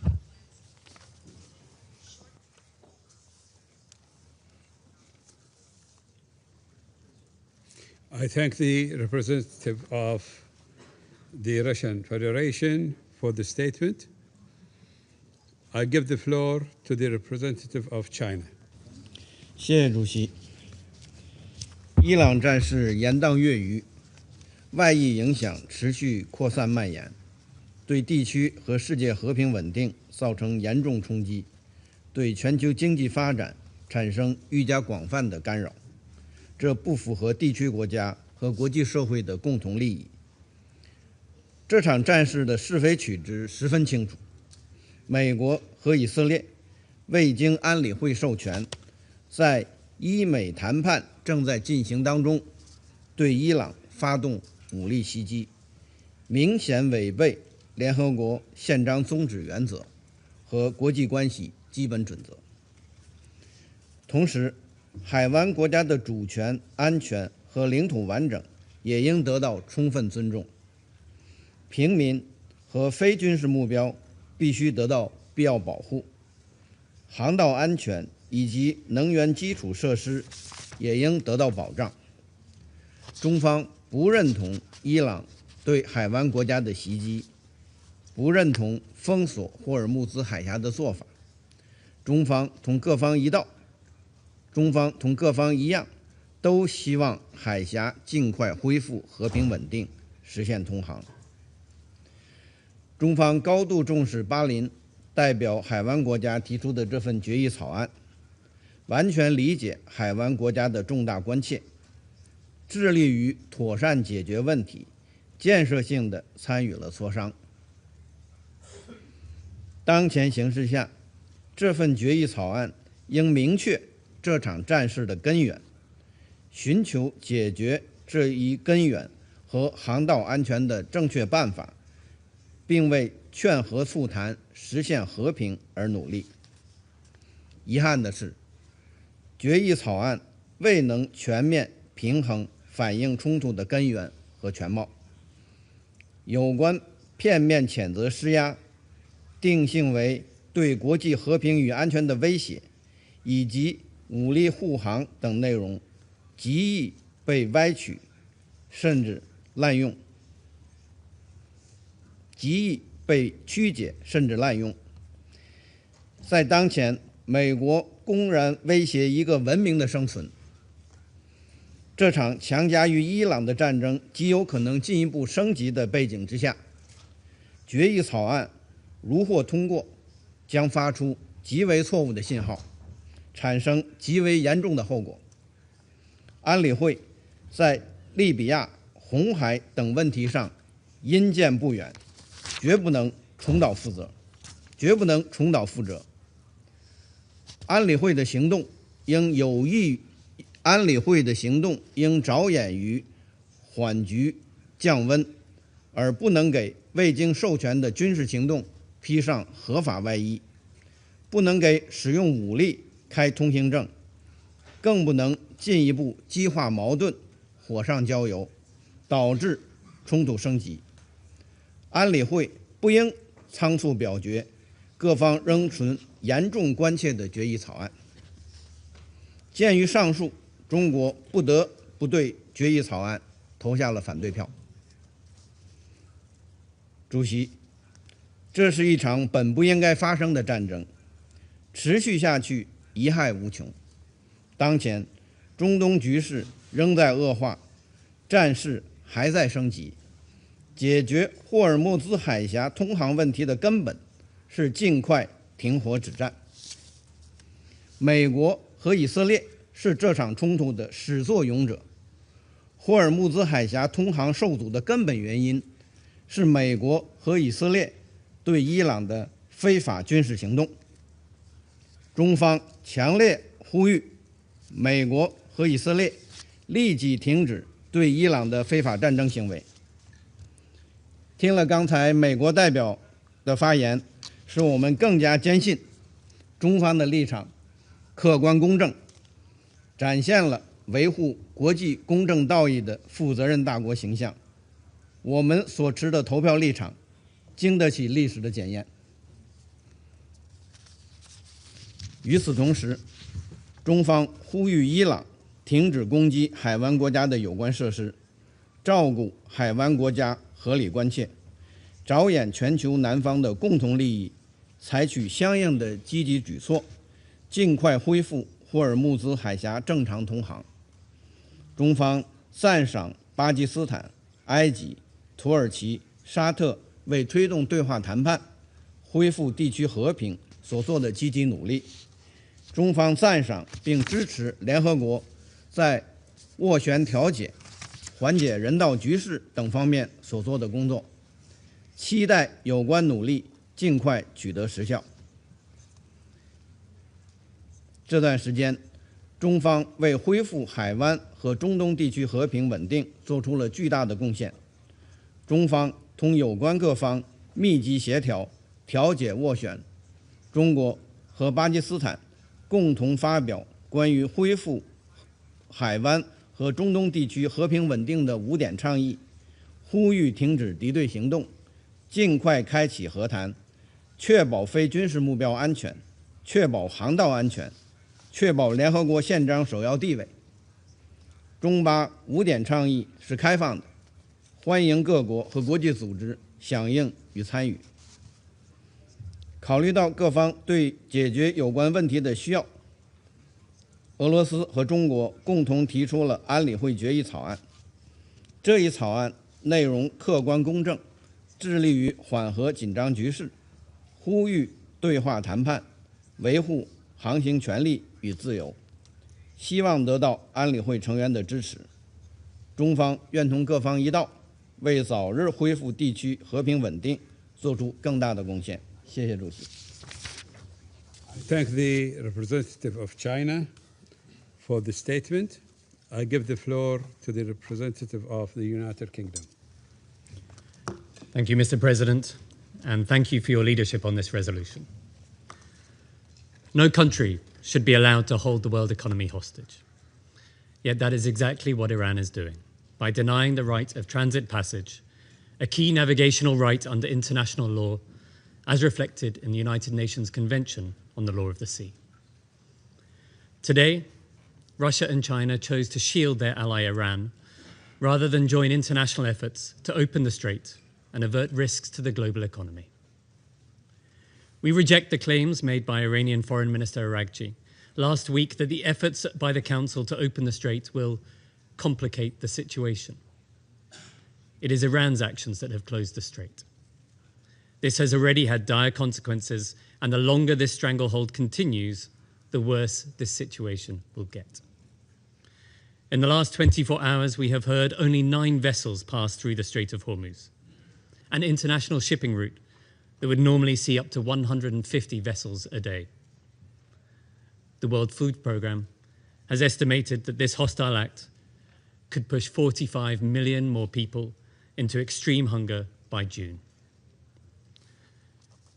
We supported Bahrain's initiative, and it is deeply regrettable that this resolution did not pass. The United Kingdom is already supporting our allies in the Gulf to defend themselves, in accordance with the existing and inherent right to individual and collective self-defense. We all want to see the de-escalation of tensions in the Strait, and we welcome current diplomatic efforts underway and stress the importance of respect for international law, including the international law of the sea as reflected in the UN Convention on the Law of the Sea. As my Foreign Secretary said last week, when the UK convened over 40 countries in support of the reopening of the Strait of Hormuz, we are determined to see every possible diplomatic, economic, and coordinated measure to get the straits reopened. We will not cease in these efforts. Thank you. I thank the representative of the United Kingdom. I now give the floor to the representative of the Islamic Republic of Iran. In the name of God, the compassionate and merciful, thank you, Mr. President. I congratulate Bahrain's presidency for this month. The draft resolution put before the Council was flawed, factually, legally, and politically. The draft is entirely one-sided, biased, and indefensible. It distorts the realities on the ground by falsely attributing responsibility to Iran, the victims of the aggression, while deliberately ignoring the root causes of the current crisis. The text unjustifiably and misleadingly portrays Iran's lawful measures in the Strait of Hormuz, which have been taken in the exercise of its inherent right of self-defense in accordance with the UN Charter, as threats to international peace and security. At the same time, the text seeks to legitimize subsequent unlawful action by the aggressors and their allies under pretext of safeguarding freedom of navigation and maritime safety in the Strait of Hormuz and the Persian Gulf. Iran's lawful actions cannot be viewed in isolation from the broader context of ongoing aggression against its territory and sovereignty. Attempts to portray them as threat to international peace and security are therefore legally unfounded and devoid of any credibility. Mr. President, the objective of this draft is obvious: to punish the victim for defending its sovereignty and vital national interests in the Persian Gulf and the Strait of Hormuz, while providing political and legal cover for further unlawful acts by the aggressors. Had this draft been adopted, it could have opened the door to dangerously broad and abusive interpretation that could be used to justify further use of force and unlawful actions in clear violation of the UN Charter and international law. It is deeply regrettable that neither Resolution 2817 nor this draft nor the statement of certain Council's members contain any reference to the initiators of the aggressions or the destabilizing conduct in the region, as well as the root causes of the current situation. This clear omission reflects a persistent pattern to politicization and double standards with the Council. Let me be clear, this text would only embolden the United States and the Israeli regime to continue in their unlawful actions and atrocious crime while shielding from accountability. In substance, this was a United States draft introduced under the other names.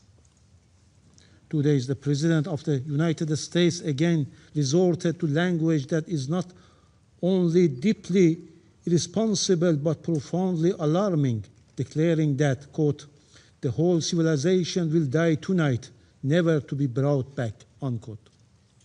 It is regrettable and alarming that while in full view of international community, the President of the United States shamelessly and brazenly issues threats to destroy all civilian infrastructure in Iran, including bridge, power plants, and energy facilities, by setting a deadline, and openly reveals this intent to commit war crimes and crime against humanity. The penholder of the draft resolution and its supporters have rushed to bring forward such an entirely politicized text for a vote. Its adoption would have set a dangerous precedent, normalizing the use of force based on the vague and unsubstantiated allegation, undermining the integrity of the UN Charter and highlighting the risk of the broader regional and international escalation. For these reasons, we consider the draft legally indefensible, politically unbalanced, and strategically destabilizing. We express our appreciation to China and the Russian Federation for their responsible conduct, for their constructive approach, and for exercising the veto in a manner consistent with the principle of the UN Charter. Their action today prevented the Security Council from being misused to legitimize aggression. In fact, Russia and China ensured the Security Council would not be instrumentalized to legitimize aggression, and in doing so, they stood firmly on the right side of the history. We acknowledge and thank Pakistan and Colombia abstained, recognizing the serious implication the draft would have had for regional peace and stability. By contrast, those who supported the draft resolution choose to put the blame on Iran while remaining silent on the ongoing war crimes and criminal and the terrorist attack being committed by the United States and Israel against civilians and critical infrastructure in Iran. Their position and their votes today reflect a clear double standard. It exposes a stark gap between their stance commitment to the UN Charter and international humanitarian law and their conduct in practice. Such selective application of legal principles not only undermines their credibility, but also calls into question the good faith of the invocation of international law and the UN Charter. Mr. President, we categorically reject all unfounded and politically motivated allegations against my country made in this meeting. These claims lack any legal basis and serve only to divert attention from the realities on the ground, namely the illegal and savage war launched by the United States and the Israeli regime against Iran. Their purpose is clear: to whitewash the atrocious and war crimes committed by the US and Israel against the people of Iran, and to obscure and deflect from serious violations committed against the Iranian people. Having said, Mr. President, I would like to make the following points. First, the Islamic Republic of Iran, as a responsible state committed to the United Nations Charter and the international law, has consistently upheld freedom of navigation and maritime security in the Persian Gulf, the Strait of Hormuz, and the Gulf of Oman. For decades, the Strait of Hormuz has remained open to all vessels, with freedom of navigation and maritime safety effectively maintained. Currently, the Strait of Hormuz remains open. However, the ongoing unlawful and brutal war waged by the United States and the Israeli regime against Iran has created a dangerous situation that has directly affected maritime safety in the region. In accordance with its inherent right of self-defense, Iran has taken necessary and proportionate measures to prevent aggressors and their supporters from using the Strait of Hormuz for hostile purposes. As a coastal state, Iran has restricted passage for vessels linked to those acts of aggression in accordance with international law.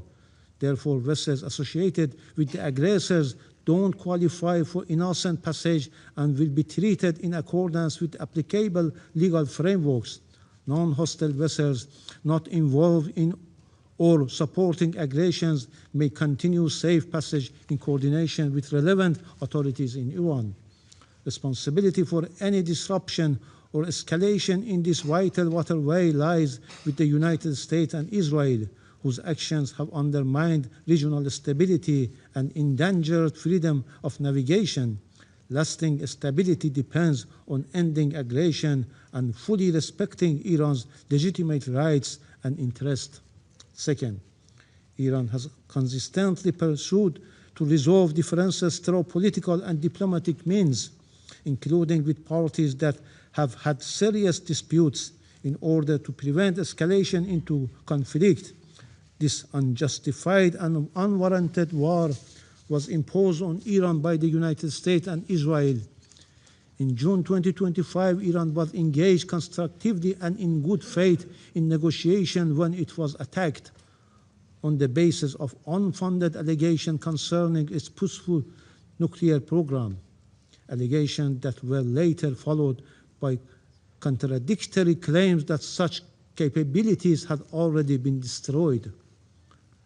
The current aggressions was likewise initiated by the United States and the Israeli regime at a time when Iran, for a second time, was actively engaged in negotiation and an agreement was within reach.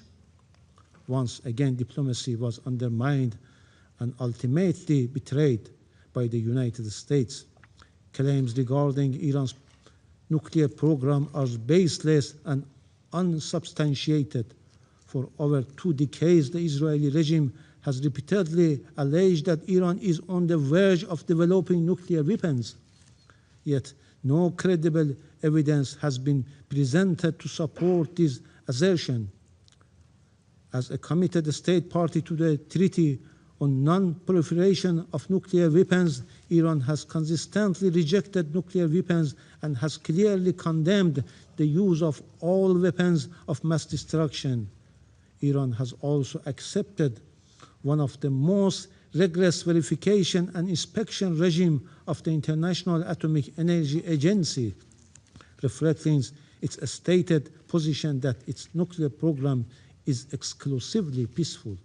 Yet, within 9 months, 2 wars of aggression have been imposed on Iran by the United States. An NPT depository and Israel, a regime outside the NPT. In both cases, Iran's peaceful nuclear facilities were attacked. The Security Council, the IAEA Board of Governors, and the Director General of the agency have failed even to condemn these unlawful acts, let alone prevent the recurrence.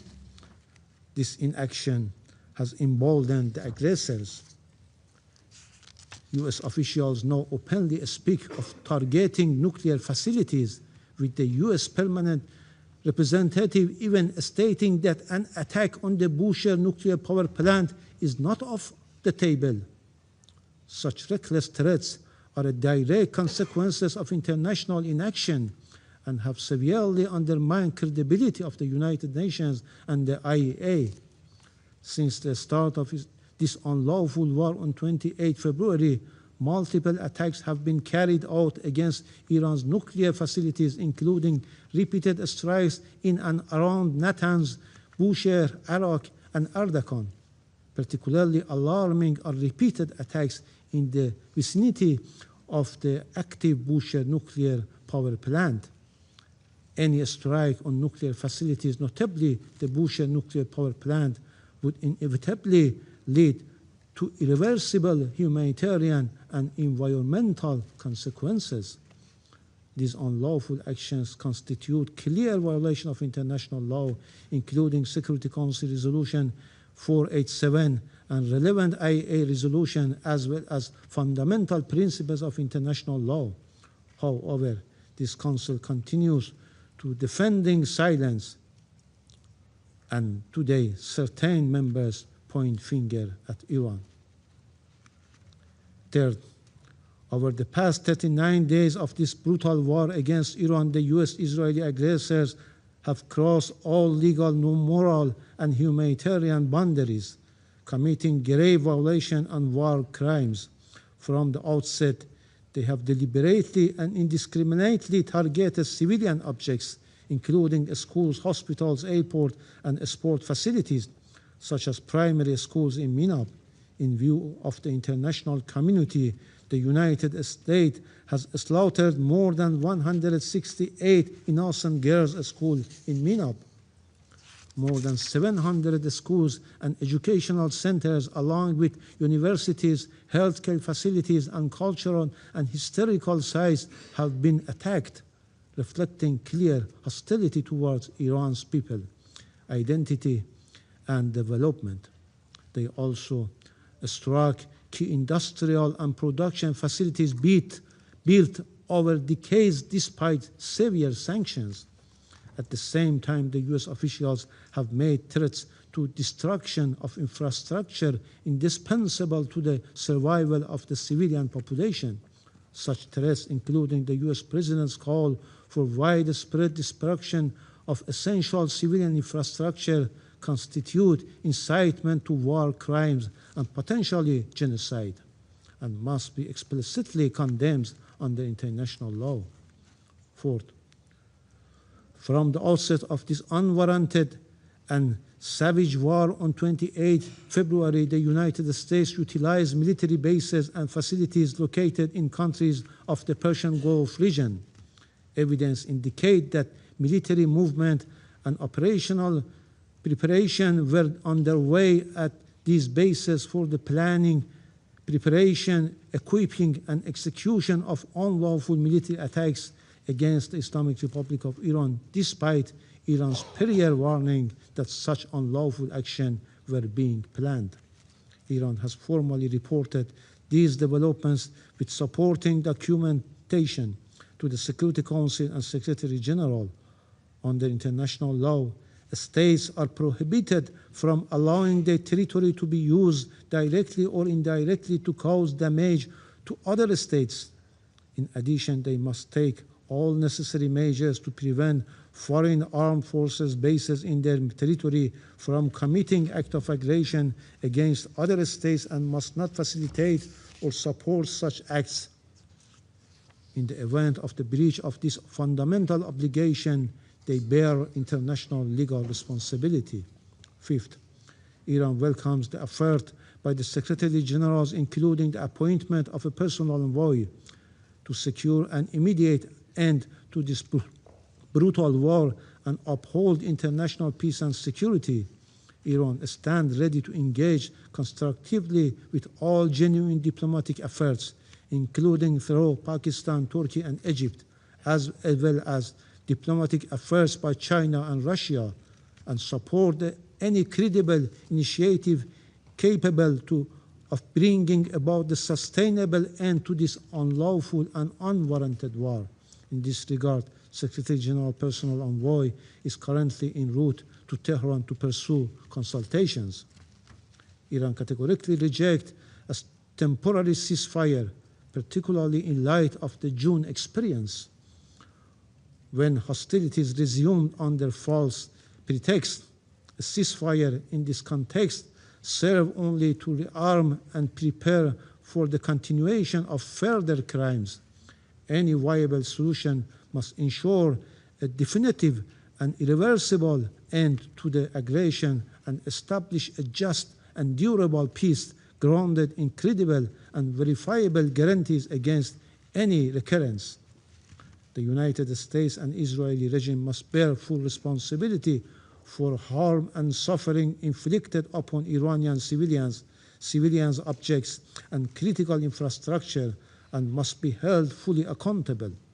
Individual criminal responsibility for serious violation of international humanitarian law, including war crimes and crimes against humanity committed in Iran, must be pursued without exception in accordance with international law. The Security Council cannot remain passive.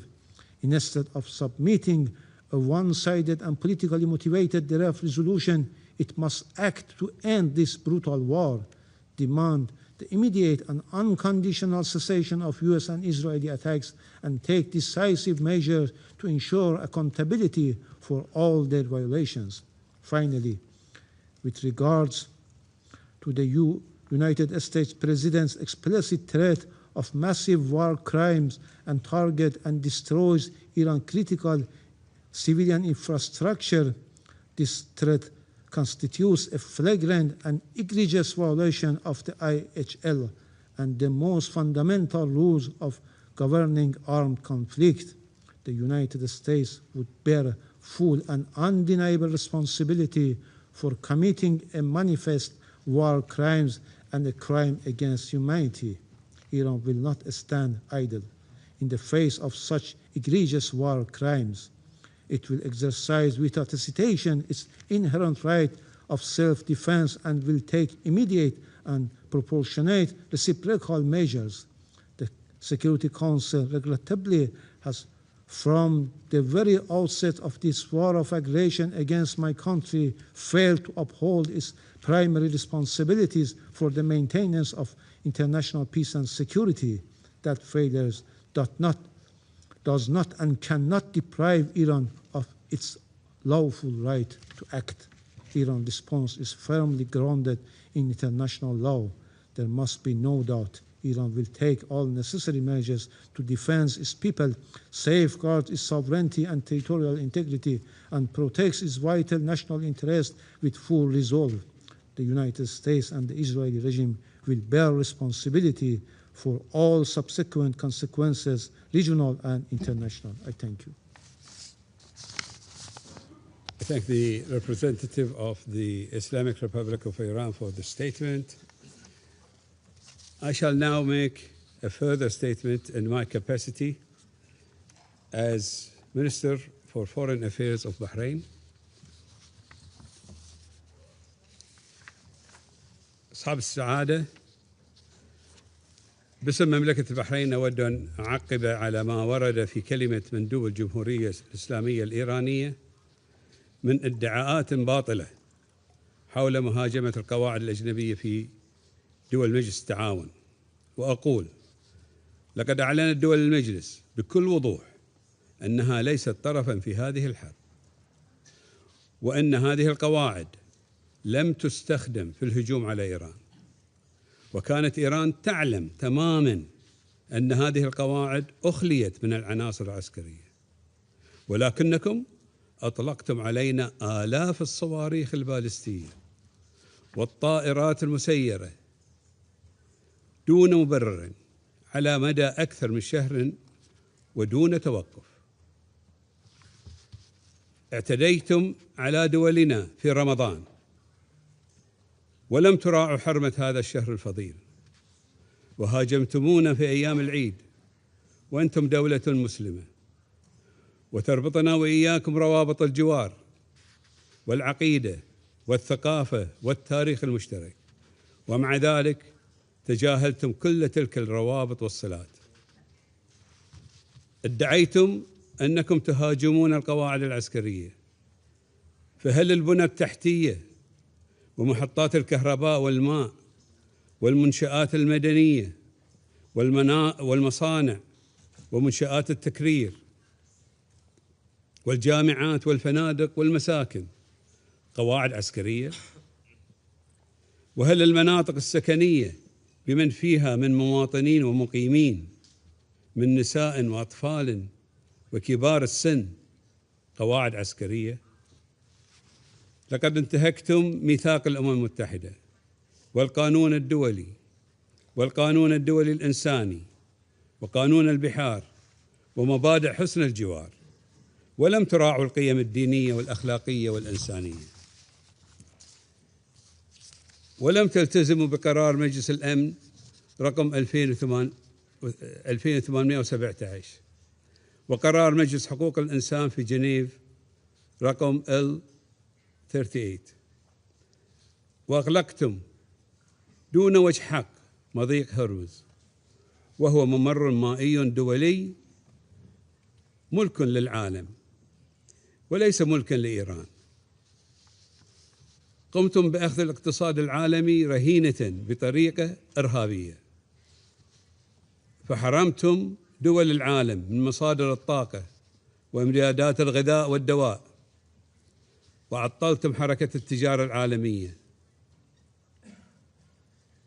وسببتم خسائر كبيرة للاقتصاد العالمي، ودفعتم 45 مليون شخص وبالأخص في العالم الجنوبي إلى المجاعة.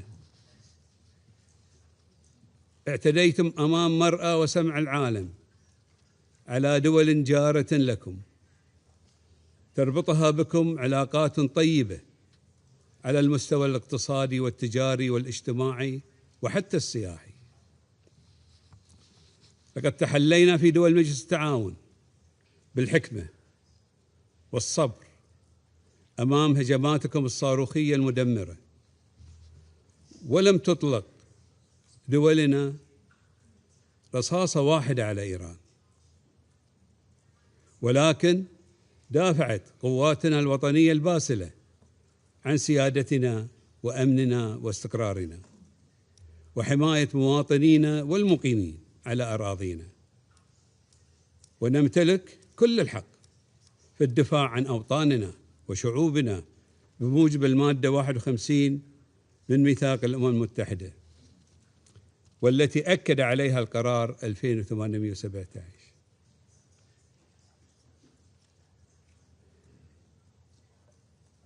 واليوم نحن لسنا بصدد اعتداءاتكم المتعمدة على دولنا، وإنما نحن نناقش عملكم الإرهابي غير القانوني بإغلاق مضيق هرمز، مما أضر بالاقتصاد العالمي ويعرض حياة ملايين البشر لخطر كبير.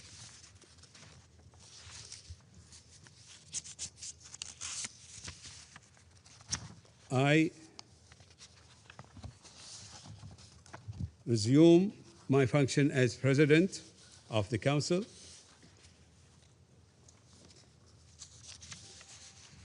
The representative of the United States has asked for the floor to make a further statement. Thank you, Mr. President.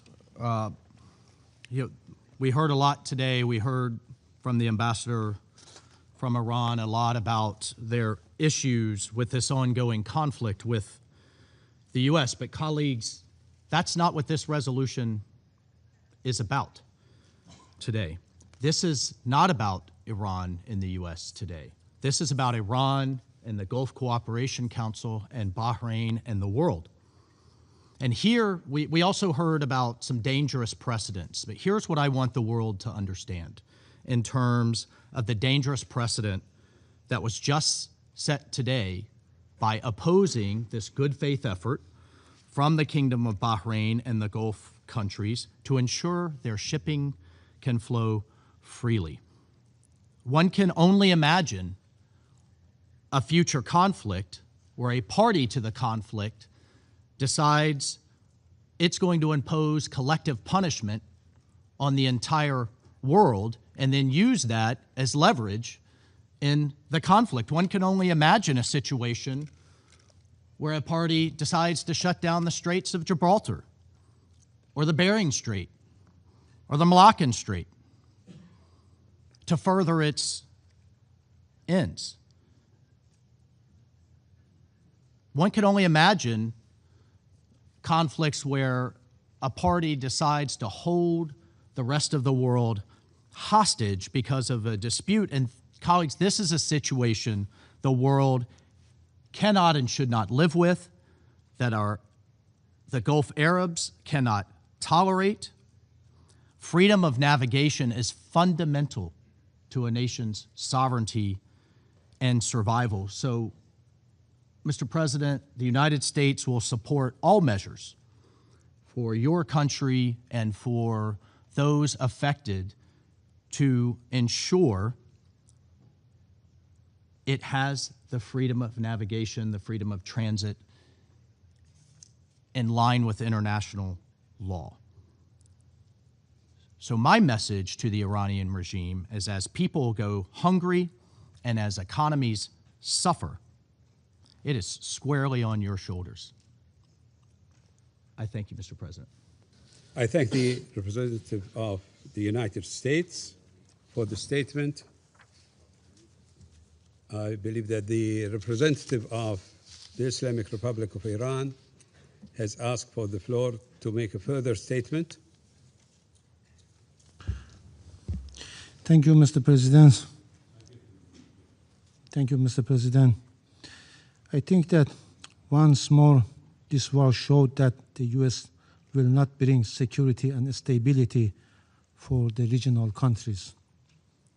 We have no hostilities with our neighbors. The fact is very clear that we are targeting the U.S. bases, U.S. interest, and U.S. assets in reciprocal action. In response to the representative of the United States, I only want to refer to some remarks of the U.S. President, which has initiated this war of aggression against Iran. On 21st of March, he threatened to hit and obliterate Iran's power plants. On 30th of March, he escalated these threats, vowing to blow up and completely obliterate critical infrastructure, including power plants, oil facilities, Khark Island, and desalination installation. On 1st April, he declared his intention to bring Iran back to the Stone Age, explicitly threatening to strike all electric generating facilities. On 5th of April, he again openly threatened to target civilian infrastructure, stating that Tuesday will be power plant day and bridge day. There will be nothing like it. And 2 days resorted to a language that is not only deeply irresponsible, but profoundly alarming, declaring that the whole civilization will die tonight, never to be brought back.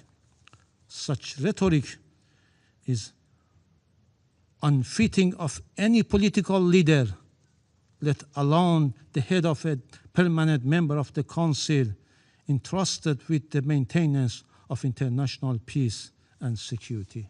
I thank you.